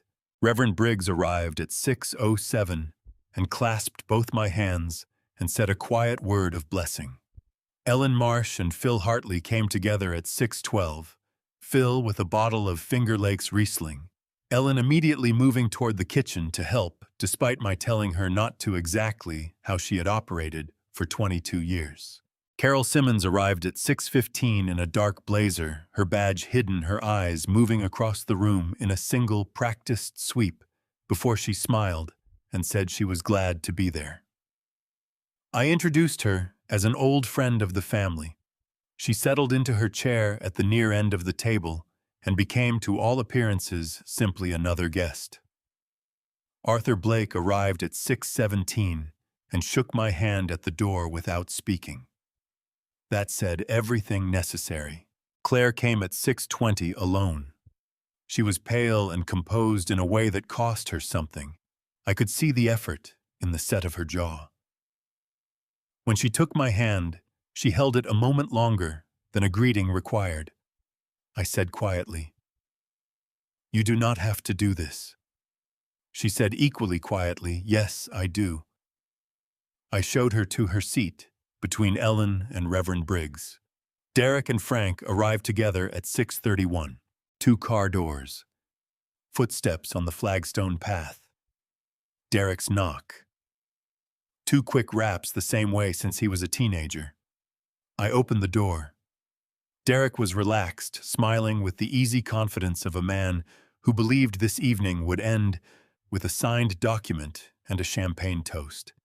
He hugged me and said, "Dad, the place looks great." I said, "I'm glad you came, son." Both things were true. Neither was the whole truth. Frank came behind him, charcoal suit, silver hair combed, handshake extended, before he had fully cleared the doorway. His eyes moved past me into the dining room, scanning quickly. I watched his gaze find Carol Simmons and move on without recognition. Then find Arthur Blake and pause for exactly half a second before his smile returned unchanged. He had not expected Arthur Blake to be in this room. "Harold," he said, recovering smoothly. What a wonderful thing you've done here. Sylvia would have loved this. She would have, I said. Come in, Frank. We sat down at 7. Phil poured wine. Margaret passed the breadbasket twice. Reverend Briggs offered Grace brief, genuine received with quiet attention. The conversation around the table was warm and ordinary. Ellen and Claire talked about the garden. Roy and Phil argued pleasantly about the Yankees. Frank asked Reverend Briggs about the church renovation, with the casual interest of someone not remotely interested. Arthur answered everything pleasantly and gave nothing away. Derek leaned toward me at one point and said low, "You seem good tonight, Dad. Really good." "I've been feeling clearer lately," I said. Something moved across his face, gone before it fully formed. At 7:45, I set down my fork, picked up my wine glass, and let the small clink bring the conversation to a close. 15 faces turned toward me. I reached into my breast pocket and placed the first white envelope on the table. "I want to tell you all a story," I said. "It begins on Father's Day morning, and it begins with a text message." Derek's eyes went to the envelope, then to my face. "Dad," he said carefully. "What is this, Ma?" "This," I said, "is the truth, and it has been waiting long enough. Before I reveal this brutal final confrontation, please comment showdown, so I know you're still here with me. Also, please note the following events contain some fictionalized details added for dramatic effect. If this makes you uncomfortable, or if you do not wish to keep listening, you may turn off the video right here." I opened the first envelope and placed the toxicology report in front of Derek. One line highlighted in yellow. Digoxin. Confirmed present. For 3 months, I was dizzy, exhausted, and losing my memory, I said. 2 doctors told me it was grief. It was not grief. It was a prescription cardiac drug administered to me without my knowledge in doses small enough to avoid detection, large enough to make me appear mentally unfit to manage my own affairs. I looked at my son. "I watched you add it to my orange juice on the morning of June 17th. I did not drink it. I had it tested." Derek's face went white. His hands pressed flat against the table. "Dad, that is not—" "Sit down, Derek." He sat. The second envelope held the photograph of the power of attorney document from his briefcase and the handwritten note beneath it. "Frank POA done this week. House signs Friday. Don't tell Claire." "This was in your briefcase on June 16th, I said to Derek. Then I turned to Frank.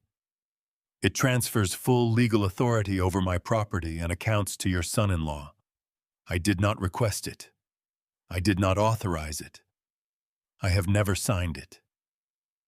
Frank said nothing. He was watching me with the focused stillness of a man running calculations. The third envelope held the email chain. 4 months of correspondence. I read one line aloud without inflection. "The old man trusts me completely. He's been lonely since Mom died. I just need to keep showing up." I set the page down. That is my son's strategy in his own words. Margaret Eklund made a sound, not a word, just a breath. Roy covered her hand with his. The fourth envelope held Pete Garza's documentation of the forged signature on the Meridian Property Group sale agreement, my name signed by someone else on a contract to sell my home for $1,380,000. The closing was scheduled for July 5th, I said. It was blocked by a temporary restraining order from Dutchess County Supreme Court. Derek lurched to his feet. "You had no right. Sit down." Arthur Blake's voice quiet and immovable from the end of the table. Derek sat. His breathing filled the room. The fifth envelope documented Frank's fraudulent collateral lien, my home pledged as security for his $4 million development loan, without my signature, without my knowledge, 8 months ago. You were running two schemes against the same property simultaneously, I said to Frank. I imagine that seemed efficient. I want an attorney, Frank said. You are going to need one. I placed my phone on the table and pressed play. Derek's voice. Then Frank's. The 4-second pause. Then a man who is no longer present. The estate moves through a different channel. Then Derek, quiet and clear, I understand. 47 seconds. When it ended, the room was so still I could hear the candles. Margaret had both hands over her mouth. Reverend Briggs bowed his head. Ellen gripped Phil's arm and stared at Derek. Roy had not moved since the recording began. Derek's head dropped into his hands. His shoulders shook once, then went still. Frank stared at the phone as if it had no right to exist. The 7th envelope, I said, is empty. Claire Donovan stood up. Her voice was steady, at a cost I understood completely. My name is Claire Donovan. I am Derek's wife and Frank's daughter. I heard your phone call, Dad. All of it. And I will not pretend I didn't.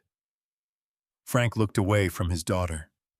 Carol Simmons' rose badge visible. Derek Webb. Frank Donovan, you are both under arrest. She read the charges. The 2 officers came through the front door.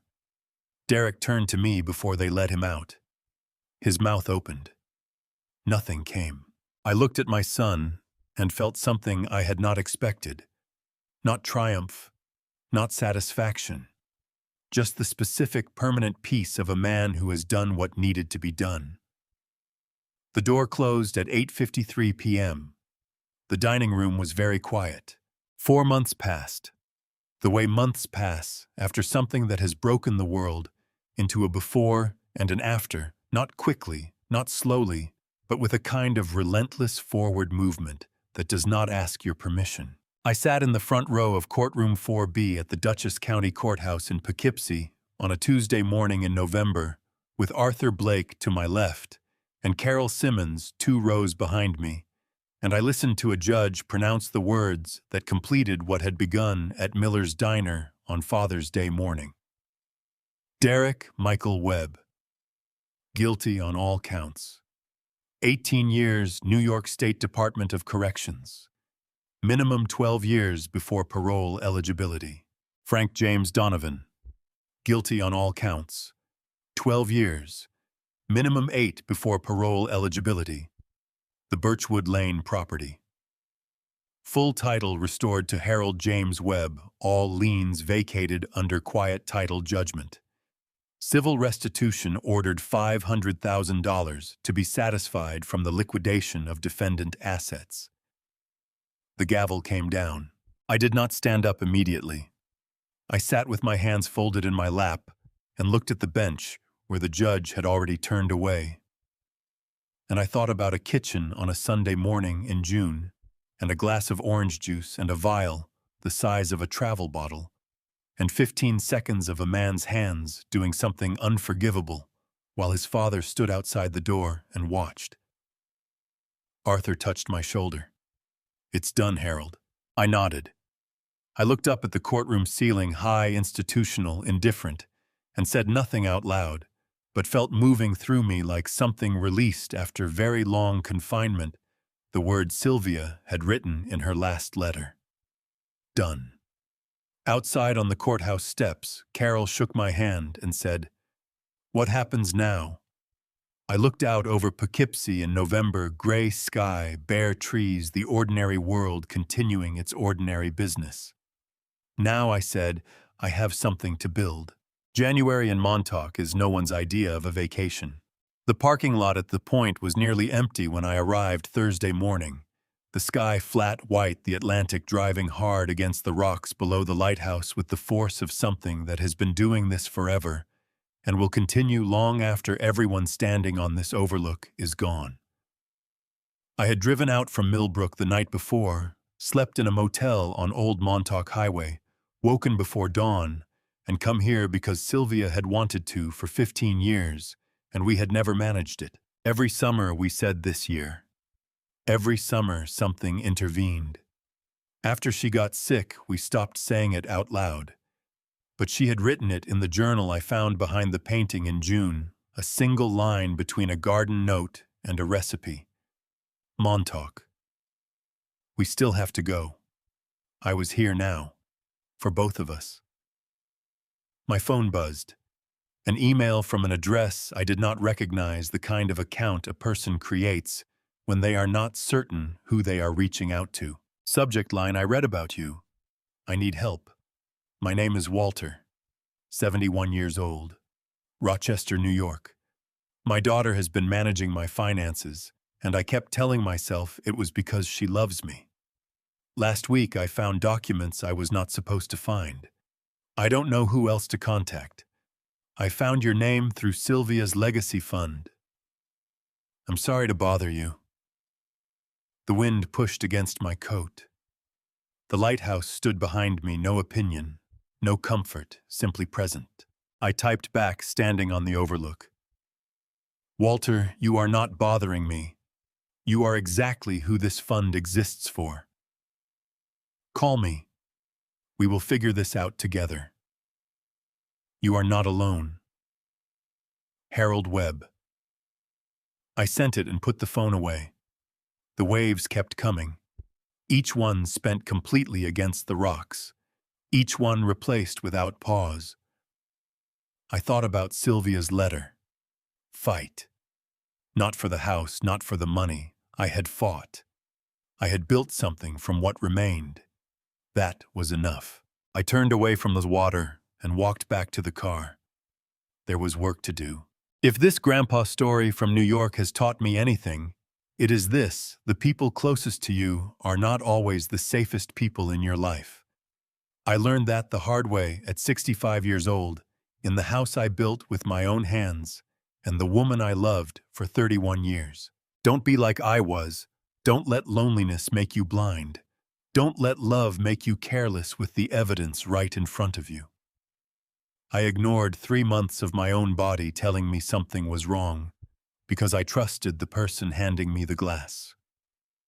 Trust is not weakness, but trust without attention will cost you everything. God gave Sylvia the wisdom to protect me before she was gone. I did not deserve that kind of love. I am still learning how to honor it. My personal belief is simple. A family story worth telling is one where the truth wins, not the loudest voice, not the most powerful lawyer, not the person with the most to gain.